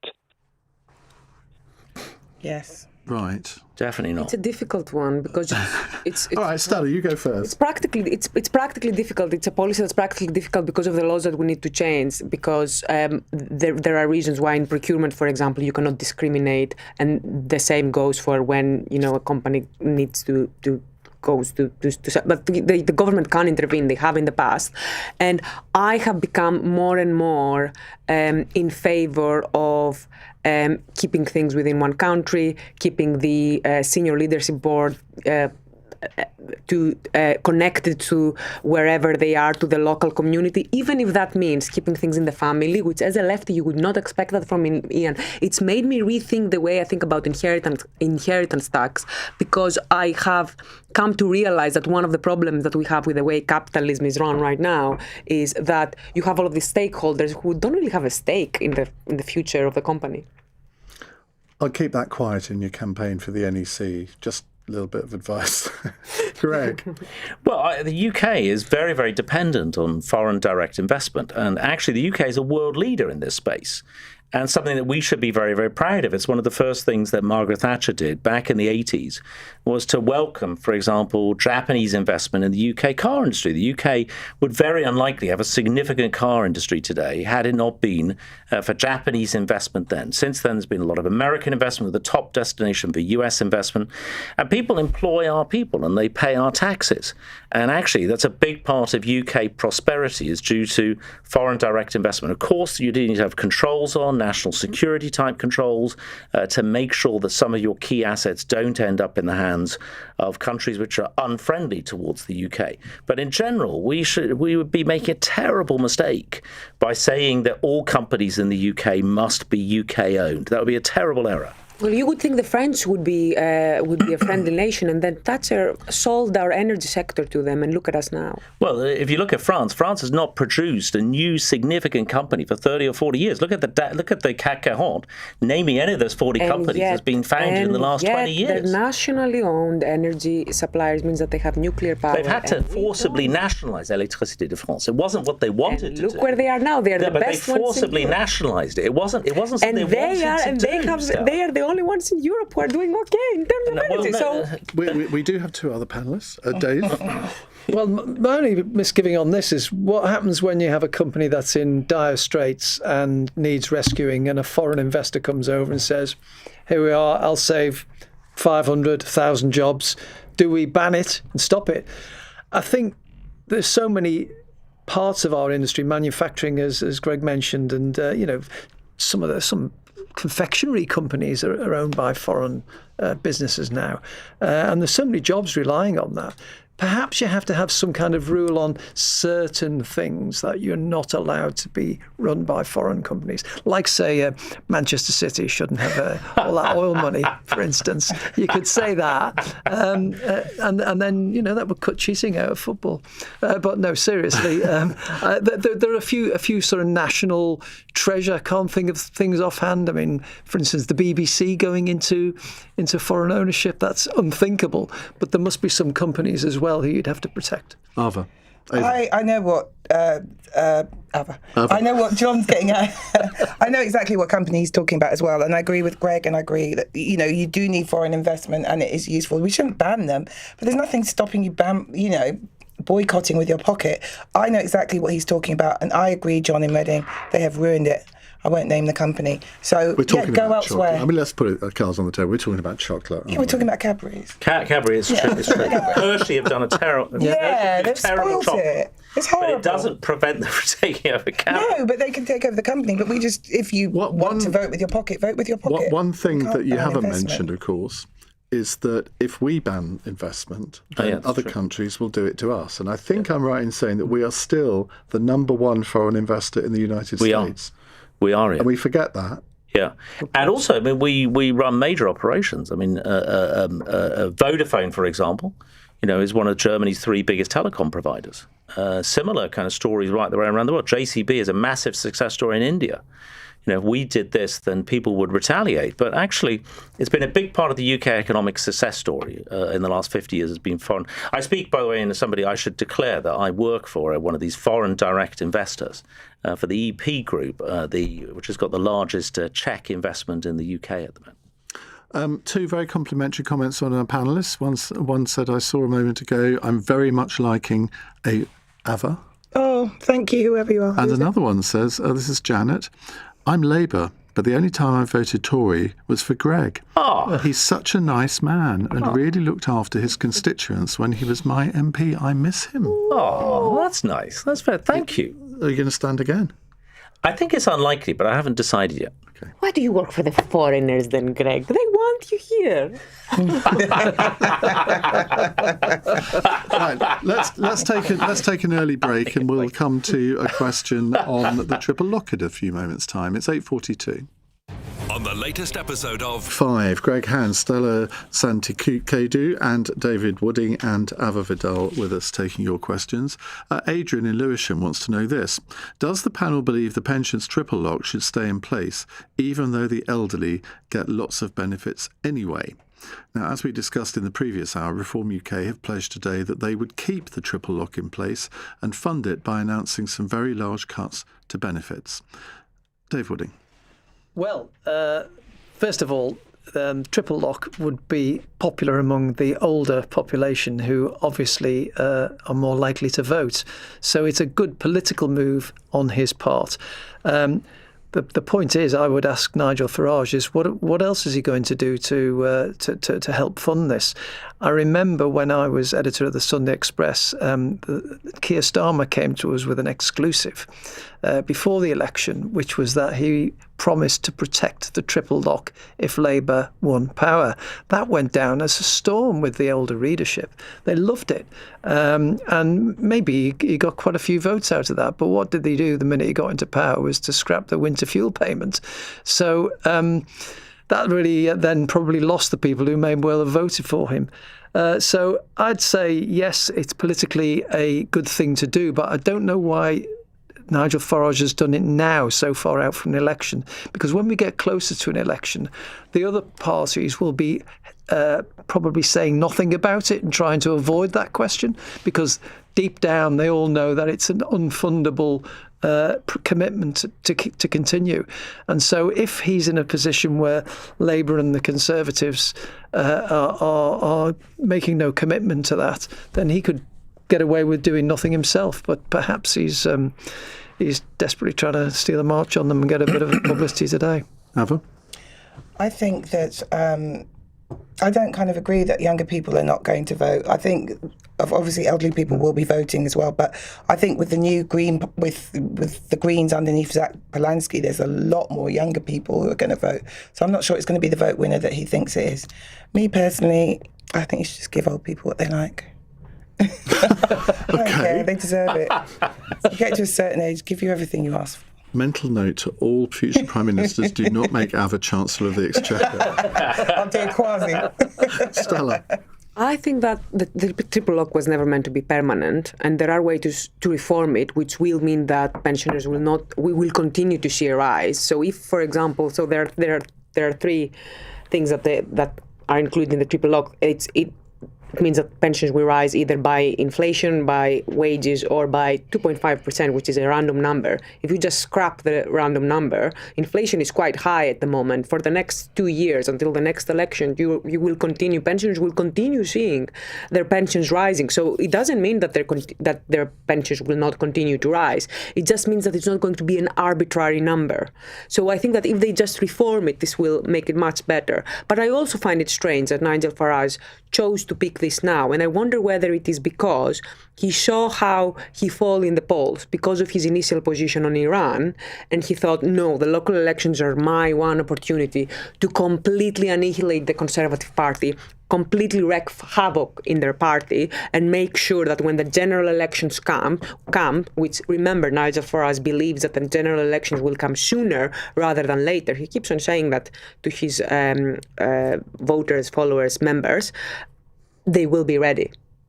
Well, the last poll, which came out yesterday or the day before, still had them at 30%. I think it is interesting that their poll rating seems to go between 23 and 30. But, I mean, that one, I think they were actually up. Greg?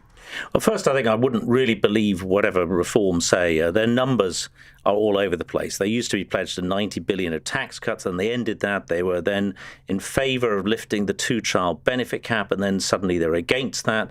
And now they're in favour of the triple lock, having been against it. So, and they were not even close to an election, and they flip-flopped all over the place. Second thing I would say is Stella is actually right. When the policy was developed in 2011, I was there. It wasn't really intended to be a very long-term thing. It was intended to correct the way the state pension had fallen behind other benefits, particularly during the global financial crisis and generally under the new Labour government. And it was designed to kind of provide a corrective. But if you'd asked me in 2011 that this would still be around in 2026, I would have been surprised that this is still the policy today. What I would do is, and David is right, this far out from a general election, it's impossible to tell what the public finances will look like in 2028, 2029. Official Conservative Party policy is to back the triple lock, but I personally would wait and see to closer to the election and see what is affordable closer to that time. There's a massive amount of uncertainty in the world, not least in terms of the Gulf crisis we've been debating earlier. I would just, as an opposition party, I would sit and wait till perhaps about a year before the election and seeing what is affordable. But I do say, I don't think the intention, if you'd asked David Cameron and George Osborne and Nick Clegg in 2011, do you think this policy will still be around in 2026? I think they would have said, no, of course not. But it is true that whenever we've talked about this on the programme before, if we have MPs on, they'll say one thing when the microphone's off, and then during a break, they'll say something very different. And I think that's why I'm rather sad that Nigel Farage has done this, because I think it is done for political expediency rather than because it's the right thing to do. Do you think maybe it's got Robert Jenrick's fingerprints on it? Because I shall ask him that on LBC Breakfast tomorrow morning when I'm interviewing him, unless he pulls out. Perhaps because he won one or two policy ideas when he came over, when he defected from the Tories, to be one of which was to become Shadow Chancellor, of course. So I just wonder whether this is his idea. Yeah, well, you may well be right. Now, Adrian in Lewisham says, no, we've just done that one. Let's take some YouTube live stream comments. Cheech says, it was always the agenda that there will be no state pension within the next 20 years. Well, you know something that none of the rest of us do. Pedro says, I'm a 78-year-old Plaid Cymru voter, but I like Stella's political drive and ideas.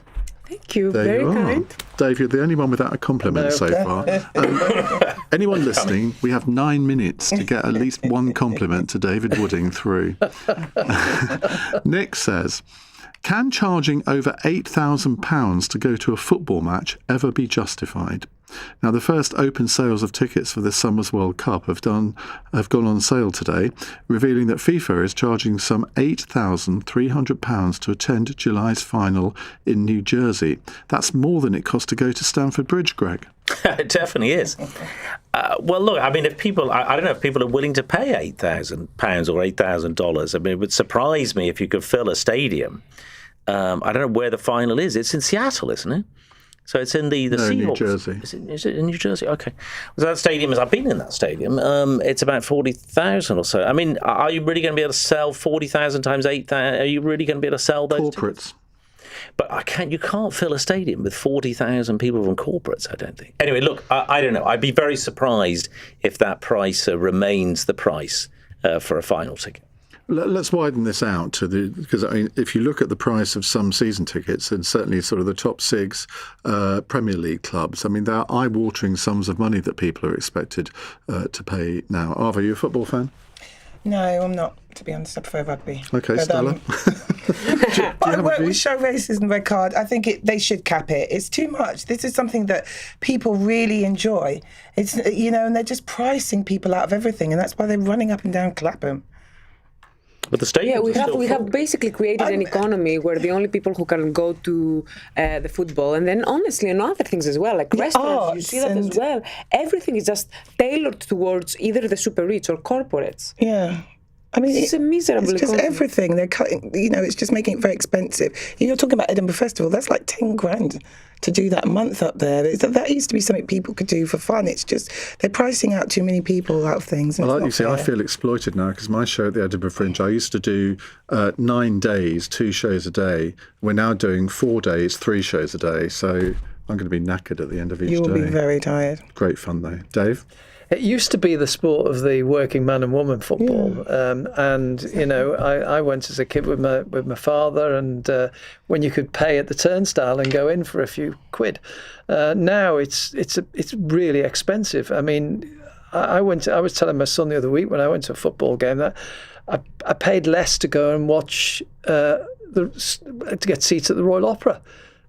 Which is saying something. It really is. And people sometimes say, "Oh, you're posh because you go to the opera." I mean, I say, well, it costs me more to go and watch the football game. It's ridiculous. And Liverpool, the team I support, some friends have been texting me this week saying, do something about the tickets. They're putting the prices up for the next 3 seasons. Well, they're not putting them up that much, actually. It's below inflation, and they have pegged the prices for a few years. So in fairness, the club haven't been that, but they're still extortionate. And a few quid on a seat is quite a lot for people to fork out. Greg, we have to make a correction because the capacity of the MetLife Stadium in New Jersey is actually 82,000. So even more of a problem. Wow. Phil, $8,000 a ticket. Well, I don't think that. I think that's presumably the highest price tickets. But, yeah. Anyway, right. Arj says, have you given up with social media and realised it's just bad for us now? New research by Ofcom has found that fewer adults are using social media platforms now, with experts claiming that an increasing number of people believe the content they're reading is often bad for their mental health. Stella. Yes, and I actually, for the first time in my life, I have paid for an app which locks me out of social media apps because it's such a habit for me. And I need social media. I cannot get off them. I need them I'm a writer, I'm a political commentator. I do propaganda. I need to have my social media because my propaganda forward. Yeah, but I'm really pleased that I keep on meeting people who will tell me, "Oh, I don't go on it, so take my number or whatever." I think that it makes socializing a lot more higher quality, and I totally do think that we read a lot less when we are on social media, and we are more distracting. The conversations we have are of lower quality. It's an overall a net good, and I really hope that eventually we will start seeing less kids. What's this app called that blocks you from freedom? There are others. There are others, but Greg. Well, I must say, since leaving frontline politics, I use social media a lot less, and massively less. I used to use it as a means of communication with constituents, activists, followers, and I just don't really do that. I occasionally post a family thing. I do quite a little amount, I would say. But I'm only speaking personally. I don't think I would. I think it's quite hard to do a social media ban. I do support moves to restrict it or cut it for under 16s, but I think it's quite hard for the government to intervene too far on these things. Lorna says, Iain, do you ever interview someone from the left? I assume she's meaning at the Edinburgh Fringe. Yes, we've got Zach Polanski. We've got Wes Streeting. Do you count him as the left? No. I think we do. Nicola Sturgeon, she's certainly of the left. We've got Jess Phillips, all sorts of people, and tickets are on sale at the Edinburgh Fringe website, if I can be allowed to do that. Ava. About social, oh gosh, it's just full of all sorts now, isn't it? And there's people using social media to stalk people, harass people. I can't stand it anymore. Actually, I was going to answer Greg, and I thought it's not even worth going on there. And the police don't want to do anything about it when people, and it's not just hurty words, there are people on there doing some very nasty stuff. Since Elon took over X, you report it, it doesn't mean anything. I just think it's become a playground, so especially X. I'll be like Stella, I will go on, if I write an article, I will promote my article. If I've got an appearance, I will promote my appearance.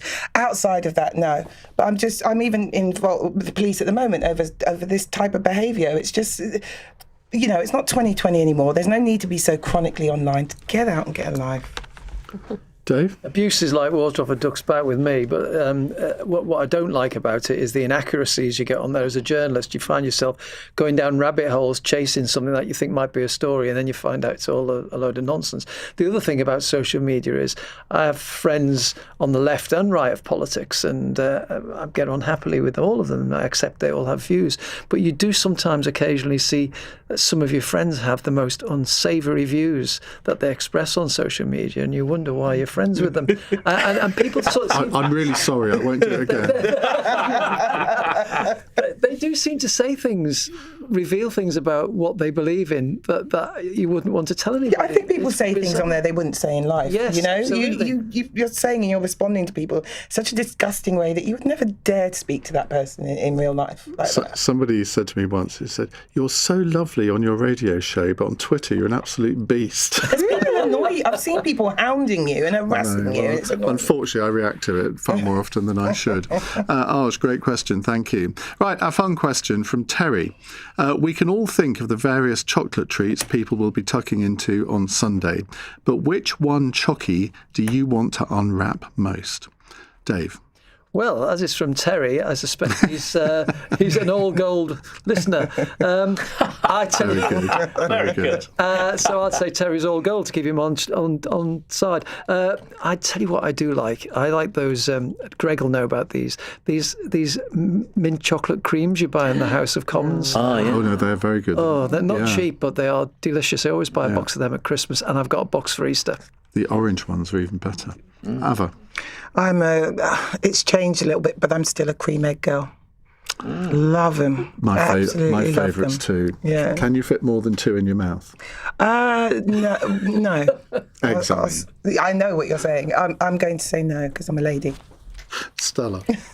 I have an unpatriotic answer, I'm afraid, but I really miss Kinder eggs. Oh.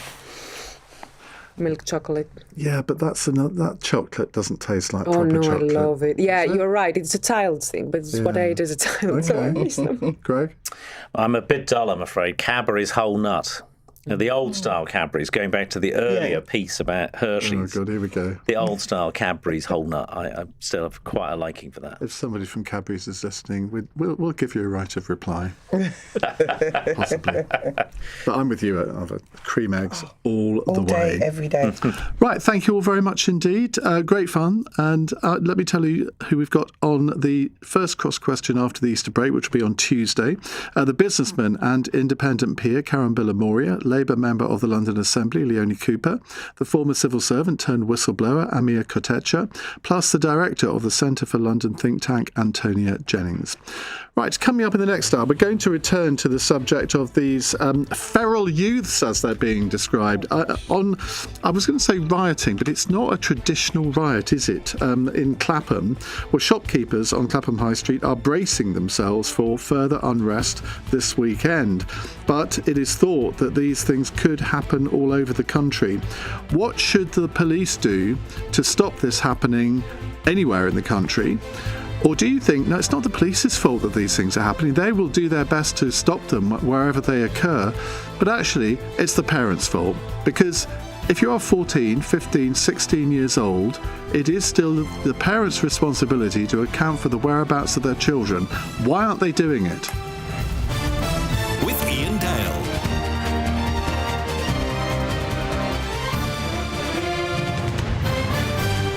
Five minutes past 9 is the time on LBC. Welcome to the programme if you've just joined us.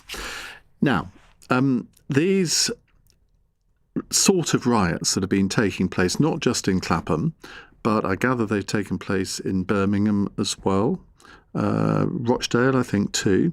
And there's a real fear that they could break out again over the Easter weekend, particularly in Clapham, where shopkeepers are bracing themselves for further unrest during the school holidays. Now, staff working in Clapham High Street in South London describe having to lock their doors after teenagers ran amok last Saturday and Tuesday as part of an online trend. The children, and they were children, generally I'm told 14, 15, 16 years old, have been they've been arranging to meet at so-called link-ups using social media apps, including TikTok and Snapchat, before surging into shops and letting off fireworks on Clapham Common.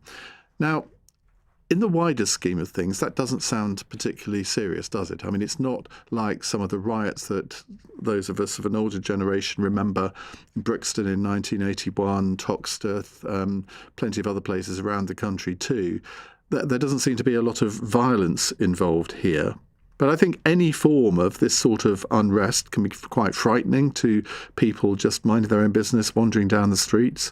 If you run a retail outlet, a shop or whatever, or a restaurant, and you suddenly get invaded by hordes of teenagers, I mean, you probably don't know what to make of it. You probably are thinking, what on earth is going on here? And inevitably, they will leave a trail of destruction behind them. So what is causing this, apart from teenage hijinks, which, I mean, a lot of people are just putting it down to that. Some people are saying, oh, well, it's the poor dears, they've got nothing else to do. I've never really accepted that as an excuse, because I think whatever age you are, when you were a teenager, you found everything boring. It didn't matter what facilities were available, you just were bored. It's like that character off the Harry Enfield show, Kevin, who sort of made his parents' life an absolute misery. And I realised that was a character rather than a real person. But there has to be something behind this. Is it the need for excitement? Is it the need to be seen to be doing something a little bit wayward, a little bit sort of just something that provides a bit of excitement in your life? Things that you know that maybe your parents wouldn't approve of? And what's the parental role here? I mean, in the last hour, Ava Vidal said, well, they need a bit of good old-fashioned Caribbean parenting. I think they just need parenting, actually, because surely it doesn't matter whether you live in a rural village or a town or a big city like London. As a parent, you need to know what your teenagers are doing at every hour of the day. You need to know where they are. And if you find out that they've been involved in activities like this, what do you do about that? Maybe you're listening now and maybe one of your teenagers was involved in one of these link-ups. How do you then discipline them? Because I think that's quite difficult. I mean, that is a difficult age, isn't it? 14, 15, 16. Well, you're not quite an adult, but you feel as if you are. And you try and act as if you are. And you don't take well to parental admonishment. In fact, your natural instinct is not to take it at all and to do the direct opposite. So I think parenting is an issue here. But if you are on the liberal left, and I realise I'm generalising here, you may well think, oh, well, there must be all sorts of social conditions which lead to this sort of behaviour. It's to do with poverty. It's to do with the fact that youth clubs have been closing all over the country over the last 10 or 15 years. You may think that's a cause of this. I think it's a stretch to put it down to that. I think every individual, whether they're a teenager or an adult, in the end is responsible for their own actions. And you don't need someone to tell you that you're doing wrong if you sort of rampage through Marks and Spencer on Clapham High Street. You know that that's not what you should be doing, but you're taken along by the crowd. It's a bit exciting. And I guess that's all there is to it. But it's all very well for me sitting in this studio to say that. You tell me if you think I'm wrong. 0345 6060 973. Now, 6 teenage girls were arrested after these link-ups, and the Metropolitan Police put a 48-hour dispersal order in place on Tuesday, so that'll run out at the end of tonight. If you live in the area in Clapham, do you think these things are going to happen again? Sheikha Weiss, who works at a chicken shop, the Rooster Spot, said many children came to the high street and police were catching some people, but then at least 70 to 80 children came into our shop as well. They were shouting and sitting there. Some were rude and aggressive with me. Some did go outside nicely. It is damaging for business in the evening. It is peak time. Everybody is going home and buying food. The police said, please close the shop if you can. And I said, yes. Well, why should he have to close his shop? It's difficult enough being a retailer on the high street at the moment without having to cope with this sort of thing. If you are a retailer or restaurant owner in Clapham, we'd love to hear from you. And anybody that's experienced this in the rest of the country, you'd be very welcome to take part in our conversation too. Let's talk to Farron Paul, who's an anti-youth violence activist, who's the founder of the Faz Amnesty campaign. Farron, thank you very much indeed for joining us. What do you make of what's been going on here? Evening, Ian. Hi.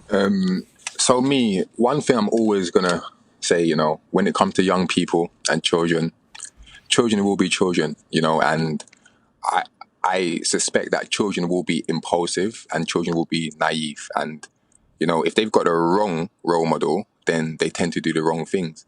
And, I'm sitting down and I'm looking at the grand scheme of things. We went through a little situation last month with the red and blue school war zones, if everyone remembers, right? And I think the biggest problem that actually allowed that to get to the state that it got to was social media. Social media is allowing these posts of congregations that's stating they're meeting up for violence, and that's been allowed to go through household social media platforms, okay? And I'd say to myself, if you used to go into somebody's comment section and write the wrong derogative language, you can get your whole account suspended in a minute's notice. So how is it this has been able to perpetuate through social media and then down into the grey social media like WhatsApp, Telegram, and Snapchat? I also hear a lot of talk about parents and parents ain't parenting. Well, you'd be very surprised if I told you that, there's many parents that actually try their best. There's many parents, that work every day tirelessly and they put all their time and their finances into their child. And their child does just not care about what their mum are doing. And unfortunately, it takes that same young person either growing up 15 years down the line and maturing and understanding how much his mum means to him and what she's trying to do for him, or him being unalived or left with serious life-changing injuries in a hospital. Unfortunately, these are the things where young people realise, you know what? I should have done that. Yeah. Now, when we talk about mass congregations of youth, because they're not riots, are they? I mean, not what you and I would think of as riots. Mate, like, if we're rioting, right, we're talking about people out there that is really going, can I put it in a better way?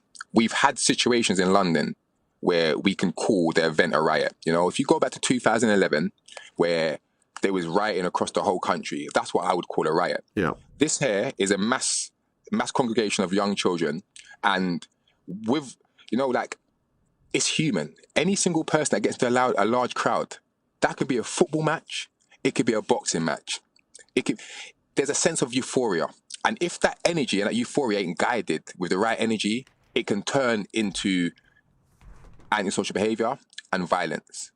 The thing is, I just feel like, these children are going into half terms and holidays. And with that, there is a lack of things that they can do. But at the same time, the lack is through a lack of knowledge of what is actually available to children in the areas. And one thing I'd also say to anyone is this, and this goes from a parent to a child. Everyone's got a choice. And, if you're not mentally incapable of understanding what right and wrong is, then your choice that you make should never be wrong, And I really think that we really need to lay into these children. And I say that because of this. Now, the average child that goes to school 5 days a week, you could argue that he spends almost the same amount of time or more time in his school establishment.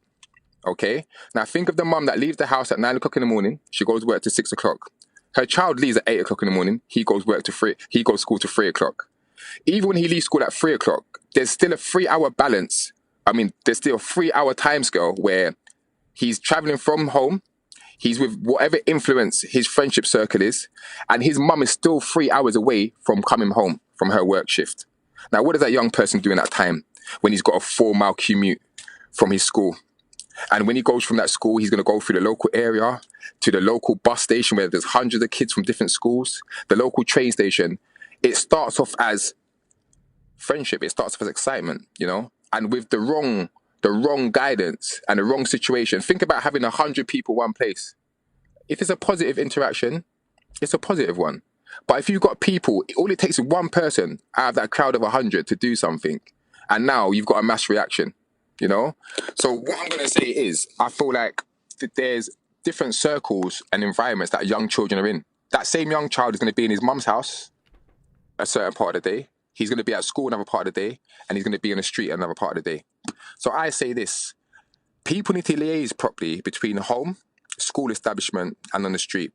And I say the street in terms of if there's any sort of intel in that young person in terms of safety or concerns via police and social services, that should all be linked in with the parents and with the school establishment to get an idea of what that young person's going through and what his day consists of when he's commuting to and from school, you know?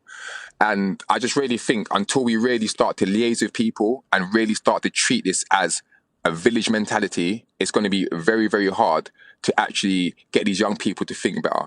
Because the truth is, I'm telling sorry, go on, Iain. Sorry, I was going to say, what do you make of the fact that from the pictures and from the fact that these 6 teenage girls have been arrested, that a lot of the people participating in these are girls? Because that's not what you would expect in what would conventionally be described as a riot.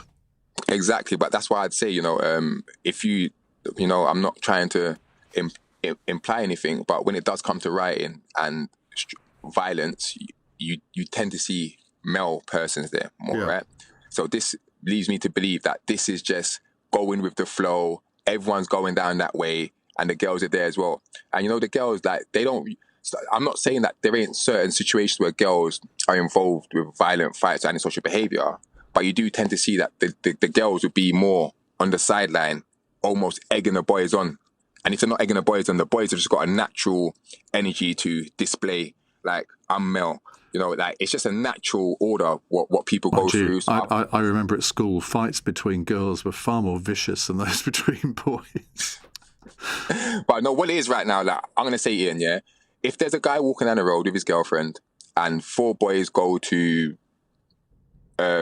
approach him, with his girlfriend, he's going to have a bit more pride. He's going to want to stay. He's going to want to protect. He's going to want to stand strong for his girlfriend, And that's not a bad thing. But I'm just saying to you, these are the kind of effects that women or girls can have on young people, yeah? And I'm just saying, if a young person was by himself and he felt outnumbered, you'd more see him leg it, And do you know what I mean? But I think it's a vicious circle, and I think the most important thing is going to be opportunities and guidance for these young people. I really, really do think that is the way forward. I do feel like we're very behind in terms of things that young people can be interacted with. But at the same time, I wouldn't say it's as bad as everyone says it is. I just really do think that people need to look for opportunities and they need to actually make better choices in life, because the truth is, these young children, they're actually smart. They actually know what's right. They actually know what's wrong. And they're just getting themselves involved in certain situations where sometimes, unfortunately, they just can't get back from. Thank you so much. Really, really interesting. Parental is an anti-youth violence activist and the founder of the Faz Amnesty campaign. Right, we'll come to your calls in just a moment. 0345 6060 973. What do you put these events down to? Let's talk about parenting a little bit. I mean, how difficult is it now to parent a teenager, particularly in a big city? Because I think kids, in a sense, nowadays have to be much more street aware than possibly they were in sort of previous decades. And the fact that parental working patterns, as Farron was pointing out, are maybe much different in today's environment. Okay, you've got a lot of parents who work at home 1 or 2 days a week, but if you've got both parents out and not getting back home until 6, 7 o'clock in the evening, and you don't know what your kids are doing sort of between the hours of 3:30 when they leave school and getting home around that time, do you? Is that a worry?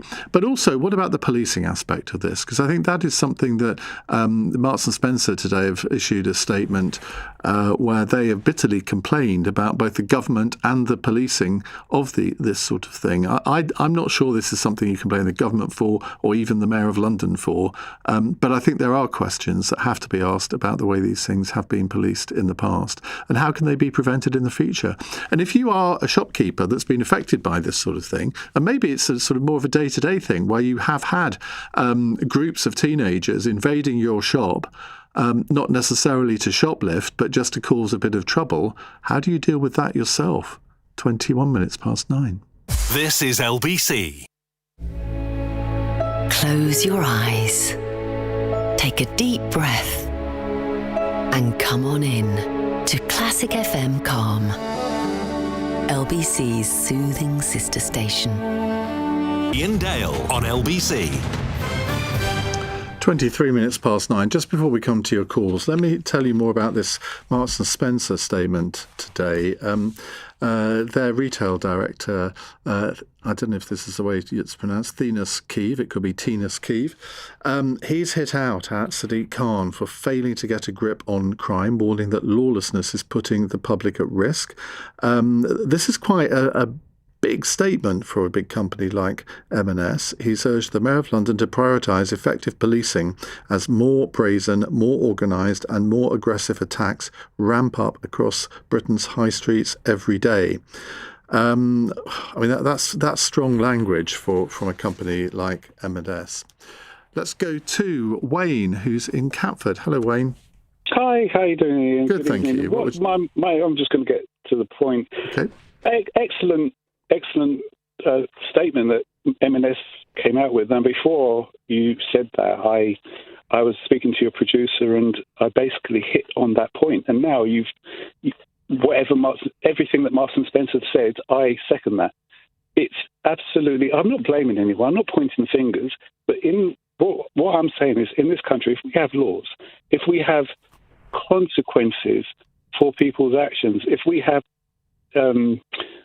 items in place for people those children to, think twice before they do what they're doing, or for the parents to think twice before they speak to their kids, like the previous caller said, mum at home, they may have a chance to, speak to each other in the morning at breakfast or whatever. Mum or dad's getting ready to go to work.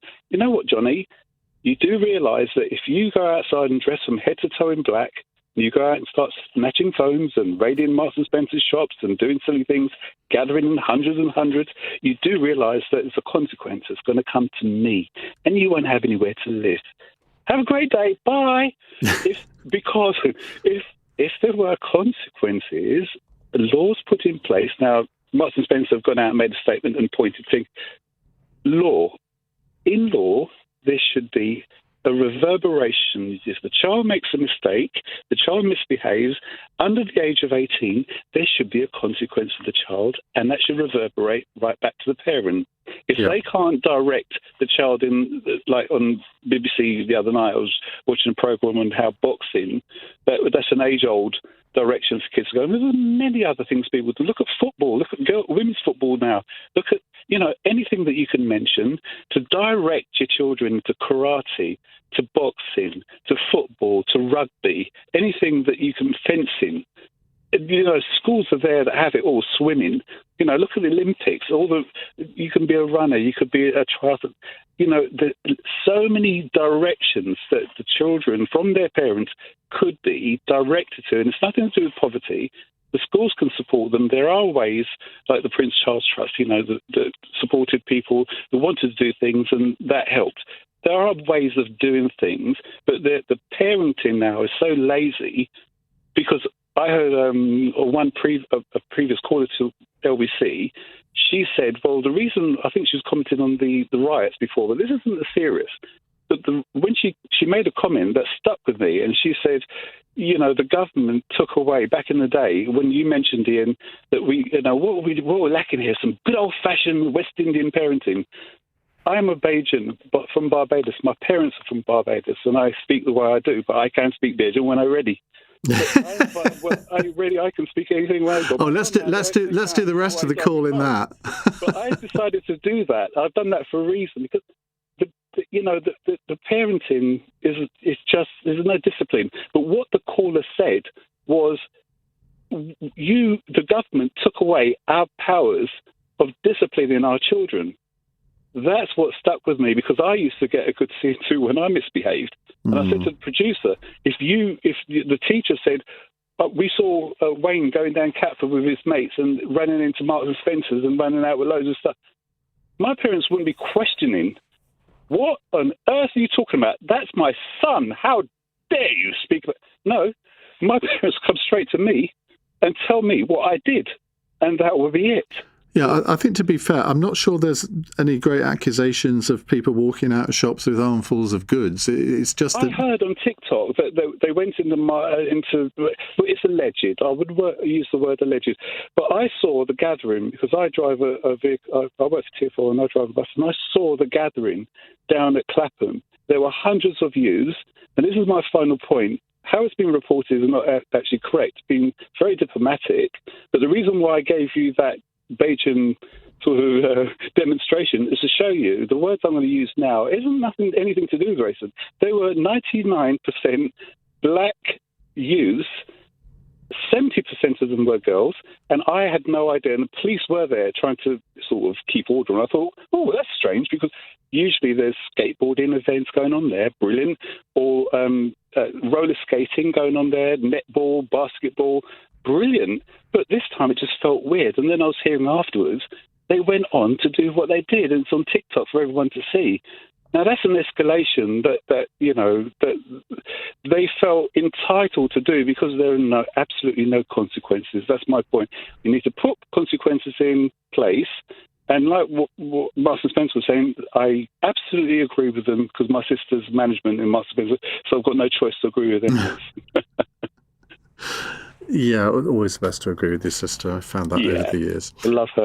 I think that's a really interesting perspective that you've just given us. I do think there is this element of excitement, though. I think everyone I say everyone. There are some people in this world who don't particularly like excitement. They want to live their lives very quietly and don't have a yearn for excitement. But I think in today's social media environment, it's much easier to get excitement, I think, through social media. And it's sort of like the reverse of that phrase, the wisdom of the crowd. You can just get pulled along with the crowd. And I think that was part of all of the football hooliganism back in the 1970s and 1980s, where perfectly ordinary people with perfectly good jobs, with perfectly ordinary lives, got caught up in football hooliganism because it provided a bit of excitement for them. And I think that's kind of what's going on here, but on I think a non-violent scale. I'm sure there were pockets of violence within this, but overall, it doesn't seem to me to have been a sort of violent protest. In fact, I don't even think it was a protest. I mean, you can understand if teenagers are protesting against something, but I don't even think that was going on here. But you may have a different perspective. 0345 6060 973 is the number to call. It's 9:30. Let's get the latest LBC News headlines from Daryl Jackson. The Foreign Secretary says Iran... Therefore II. Remember, when investing, your capital is at risk. Leading Britain's conversation. Iain Dale. Alexa, send a comment to LBC. 9:33. Julia says it's not enough to limit social media. The tech bros don't care. The only way to stop the awful damage done to our younger generations is to ban smartphones for under 18s. Tired of hearing parents say they're concerned. Who is buying the smartphones for their little cherubs? We need to stop this social disease now. Parents need to step up and be the adults. Just say no. Result, healthier and happier young people. If only it were that simple. I think there is a point to be made about the use of social media in these situations, because if you think back to the London riots of 2011, they were coordinated by people with evil intent, and I use that phrase deliberately, by BlackBerry. Now, BlackBerries don't really exist anymore. I used to love my BlackBerry. I hated going to an iPhone. And they were considered the height of modern technology in that era. And you could organise things through BlackBerry Messenger. There was all sorts of PIN technology, which I don't pretend to understand. But that was switched off in those areas at certain times when the police thought that there was going to be trouble. So presumably, it is possible to switch these things off in particular areas at particular times. I mean, look, I'm not going to say I know that that's possible. Maybe you'd have to just switch the whole of the internet off in the whole of Clapham. Well, that would go down well, wouldn't it, with everybody? But there are solutions to these things if the government authorities and the police are willing to look into them. Margaret is in Hever. Hello, Margaret. Oh, hi, Ian. Yes, hi. I had a career about 30 years working in retail, major high street fashion chains. And this isn't a new problem. I was asked to, I suppose, be parachuted into Reading about 30 years ago because the manager was off through stress and illness. And there were gangs that would come in to shoplift. So I could focus my team on to which ones they were. I said, right, we cover this area. This is what we're going to do, and we'll approach them before they leave the store. But nobody is to go out of the store after them. No citizen's arrest. It's too dangerous. And none of the staff, they came to me and they said, it's all right for you. You do not live in this area. You can go and stay in a hotel, or you can go back to your area of living. We have to live here, and we get followed if we do not let them steal. Wow. And this was how long ago? That would have been out 30 years ago. And in certain pockets, in certain high streets, you always knew you were going to have problems. And the same is going on today. What's triggering it, whether it's poor parenthood, lack of parenthood, lack of job opportunities, lack of integration of various minorities. It takes a greater intelligence than me to work it out. But from the shop floor aspect, it is pretty frightening because they know where these shop staff live. Well, that is frightening. If it was going on like that 30 years ago, you can bet your bottom dollar that it's even worse now. Oh, yes. And again, it's probably more even on a national scale as well. And there would be certain things that would always be targeted, like leather jackets were always a given because they could be out in the pub, sold, nice little earner. Then it went very much to electrical gadgets when you had Sony Walkmans. Yeah. And then sort of, trainers. I've been asked not to name the fashion chains I did work for, but there was a particular shop in Birkenhead that every time a new brand of trainers came out, the windows were smashed. So you can almost write a thesis on shoplifting and hopefully learn a lot from it or how to avoid it. But that doesn't seem to be what these link-up group meetings are about. I mean, I'm sure there was a bit of it going on, but that doesn't seem to be the major objective. I'm not saying what I'm saying cross-references entirely with what happened in Clapham because I haven't been involved in that, and I haven't heard all the media as to whether they were just rushing through, just being loud, whether they were destroying property. I have to say I don't know, but there is a severe undercurrent of danger in shops to staff. Margaret, great call, thank you. Hania says, I am 35 now, but when I was a kid, I would go out on my bike or scooter. Me and my friends would go to the park or walk a trail. Never went to youth club. Those parks and trails are still there. It isn't about giving kids things to do, it's that kids are fundamentally different, and that is down to social media and bad influence. I think there is something in that. I mean, I think back to my childhood when I didn't grow up in a big city. I grew up in a little village, and there wasn't anything to do in that village at all. I mean, there was a youth club, which, believe it or not, at the age of 16, I was chairman of. See, a leader right from the start. Why is everybody laughing behind the glass?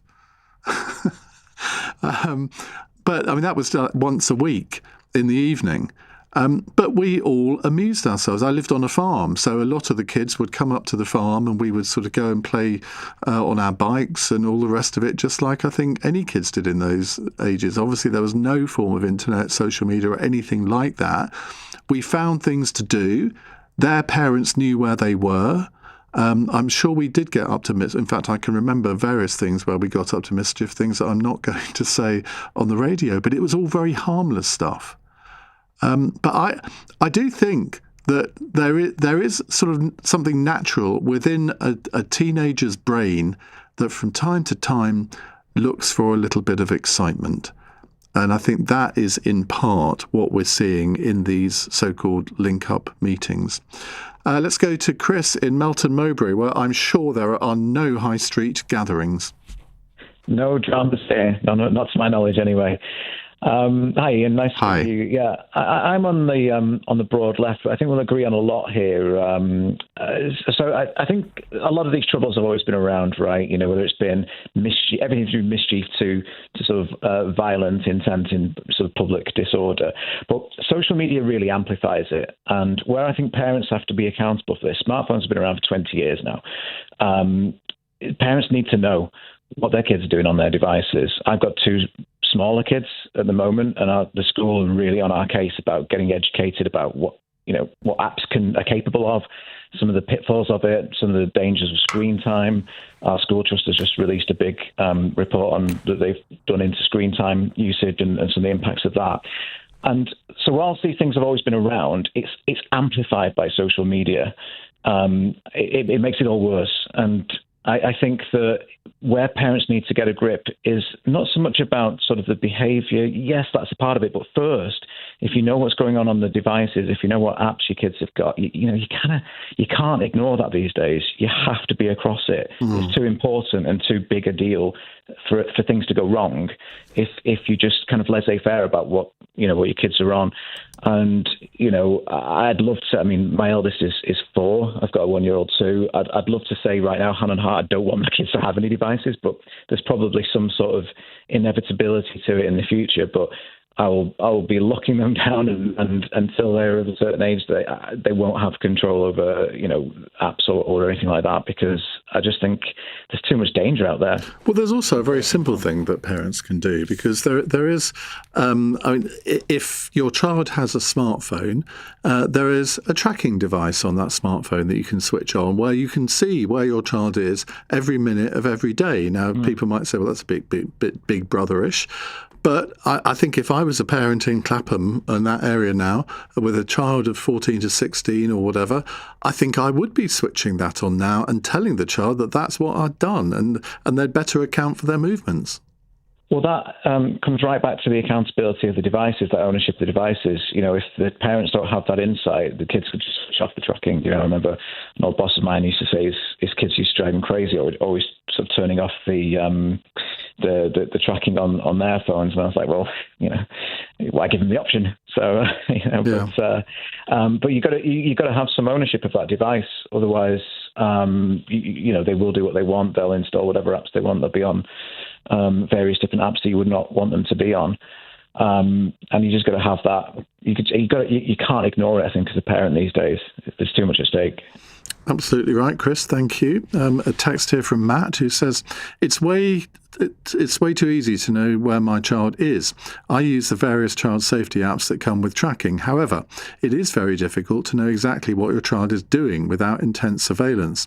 I challenge any parent to say they know exactly what their child is up to when they go out. Well, I mean, it's impossible to know what the child is up to, but at least if you know where they are, and then you get reports of these link-up meetings and you check your child's phone and you discover at that time they were at one of them, well, then you need to get them to account for themselves, don't you? Sandra's in Cheshunt. Hello, Sandra. Hi, Ian. Thanks for having me. I'm a first-time caller. And welcome. I literally was coming out of the supermarket and sat in the car for 5 minutes, said, I've got a call. I've got a call. You've fallen into my evil trap. Yes, I have. And I've been listening for many, many years, but this one got me. It has.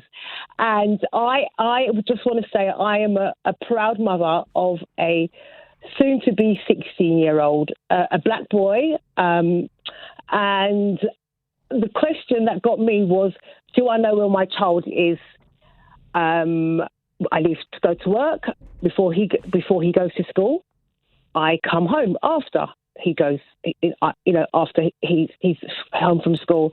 And I know for a fact that my child's going to go to school. He calls me, says, Mum, I'm at school. He gets home, he says, Mum, I'm at home. And I know for a fact that my son has made himself something to eat, made a smoothie, and he's doing his homework. And it's about what you instill in your child. It's about your morals and your standards and talking with your child, reasoning with your child, having conversations with your child, not just, leaving them to their own devices. Yes, I have a tracking device on my phone. I think I've used it twice in all the years I've had it. And he knows it's on there.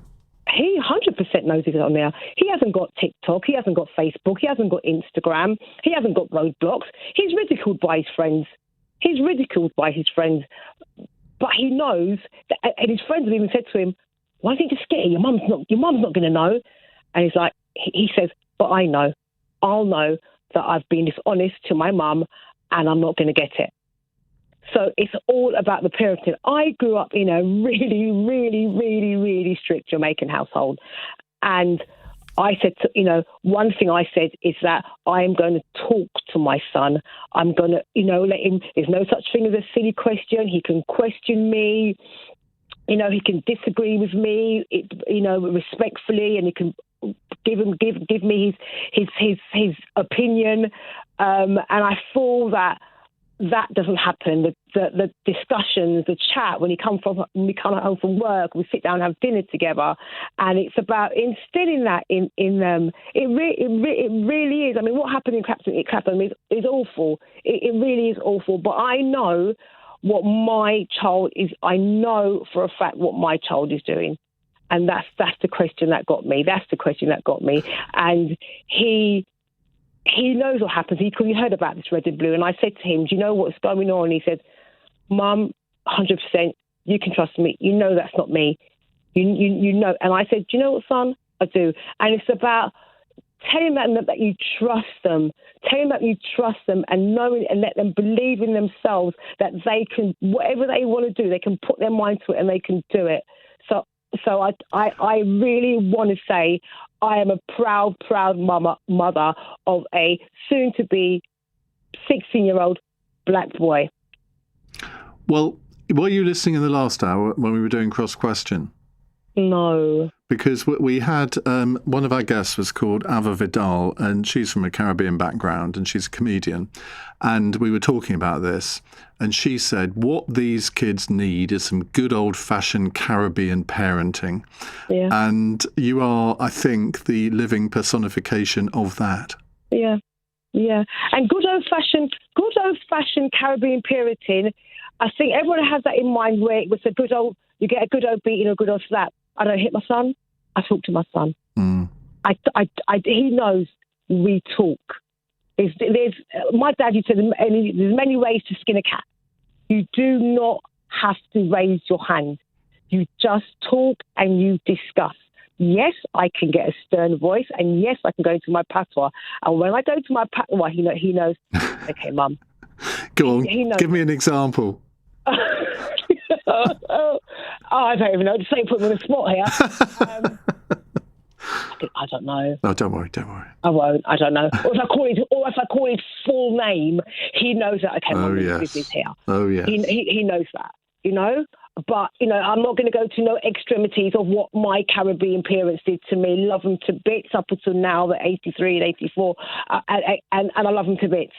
But as I said already, there's many ways to skin a cat, and for me, with the youth coming up, it's about you respecting them, and they will respect you.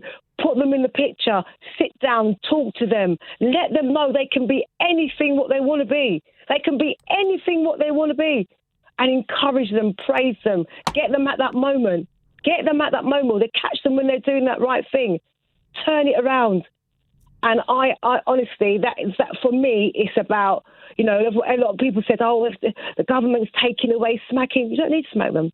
You honestly, you just don't need to. Do you think he realises how lucky he is to have a mother like you? He's 6'3", and he hugs me and he kisses me. And the odd occasion, if I manage to go and collect him from school, he will run to me and kiss me in front of all his friends, all his teachers. He tells them he loves me. When we have a phone call, I like just a minute ago, and I said, what do you want? What do you want at the supermarket? And he told me, he goes, I want to get some halloumi. I said, all right, then. He goes, love you. It's about that, showing the love, showing the care, and we do that. I can't tell you how many times in the day we do that. Well, lots of people are texting in, listening to you. What a great caller, says the latest text that's come in. I hope you get him to listen back to this call. He's listening downstairs.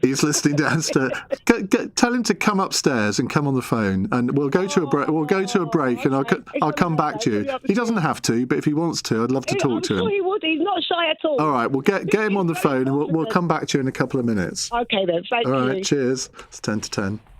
Coming up at 10 on LBC, Ben Kentish. As Donald Trump mocks Keir Starmer and Emmanuel... 9:52. Caroline says, Ian, what an amazing mother. I just want to give her a hug. Wonderful and inspiring. Well, let's meet the son who gives his mother a hug in front of his friends, and there aren't many sons that do that. Isaac, it's brilliant to have you back, have you on the programme after that wonderful call from your mother. She sounds an inspiration. My mum is definitely an inspiration. 100% agree with you. My mum is just me and my mum in the house. I have to spend every waking moment with her, and it wouldn't be a lie to say we get sick of each other sometimes. But the way to get past all these emotions and feelings is by talking, having these conversations. And I think I'm proud and I'm fortunate to be in a place in my life where I can have these mature conversations with my mum, where I can tell her how I feel, and these feelings are not going to be taken negatively, or I'm going to be treated negatively. Especially knowing how other people have these relationships with their parents. I think it's wonderful to have such a mother who's so mature, respectful, and kind. And what about your friendship circle? Because do you think that you are typical or atypical? Do you think that your friends have the same kind of relationship with their parents that you do? Not necessarily. A lot of my friends, their parents, they all live with their parents, but I don't think a lot of my friends are very secluded in what they do. They normally stay, in their rooms, just playing their games, not having these conversations. But I think my relationship with my mother is very different to my friends, just because of the openness. I mean, I don't really stay up in my room. My room isn't more than just a bed and a wardrobe and a television. I come downstairs, I play my steel pan, piano, do some work, watch some TV, and it's open. My house is open. We can have our talks, we can have our conversations, and I don't think my friends do have that. I think my friends do stay in their rooms and play their games and scroll and apps and don't really socialise as much with their parents as I think I do with my mum. And I think a lot of teenagers are embarrassed if their parents show any sign of affection to them in front of their friends. Now, you're clearly not embarrassed to show affection to or love to your mother in front of your friends. Do they rib you a bit about it? No, because I think... Because you're 6'3". No, I think it's important to show affection. The phrase "don't bite the hand that feeds you." You have to always show love. I think love is the best emotion to have in this world. I think love can heal a lot of problems, and I think give my mum a hug and a kiss. I don't know how I look on the outside, but I think I just look like somebody who won't necessarily give my mum a hug and kiss, but I think I want to be the kind of father, kind of husband, the kind of man that will grow up and grow his children in a household where he can provide his children, his family, with such a love and care that I won't have to worry, and my mum won't have to worry about incidents that happen today happening to my children or to me, because of the love that's shown, the love that I've been surrounded by. And I know that it can't and it won't. And I'm secure in my love with my mum, my love with my relationship with God, to know that I won't be influenced by the negativity that is surrounding the youth, including myself today. Sarah in Putney has sent in a text saying, I want this brilliant mum and son to adopt me. And I'll tell you, I mean, it's months since I've had such a reaction to a call. So, I mean, what do you want to do? I mean, I don't know whether you're too young to have even thought about this properly, but what do you want to do when you leave school, Isaac? Well, applying to sixth form now, I'm just applied to study biology, chemistry, and history. I want to be a paediatrician. From the age of 2, I watched all the television shows, BBC, all those Operation Ouch, Dr. Orange, all those things, the television shows that nurtured and love for caring. And I think that's where a lot of my affectionate behaviour comes from as well, because seeing how other people care for other people, that made me want to give such a care. I want to be a doctor, but a paediatrician, which is for children. Purely because I feel like being a child myself, but I see the younger ones, they're happy, you know. And I feel like all people don't deserve to be in ill health, but the children, they can bring so much joy to a working day. My mum's a teacher, so I know how she feels working with children, and I've seen it. I've seen how it goes. I'm an ambassador for my drama club, so I work closely with children, and I like to think I'm quite good with them as well. So, yeah, I think I just want to keep working with children and be a doctor, be successful, be happy, be someone my mum is proud to call her son, as she has done early on the show. Well, I think you can rest assured that she really is very proud. And as I say, so many people texting in saying, what a brilliant way to end our show today. Really appreciate both of you coming on air and giving us such a wonderful experience. Thank you very much indeed. Well, that's it for today. I'm back actually at 7 o'clock tomorrow morning, believe it or not. I'm going to be presenting breakfast on LBC for the next 4 days. Thank you for all of your calls and messages this evening. Coming up at 1, it's Richard Spur. Is it Richard? It's not Richard. It's Clive Bull, I'm told. Sorry that it's all disappeared from my screen. It's Clive Bull at 1. But first, happy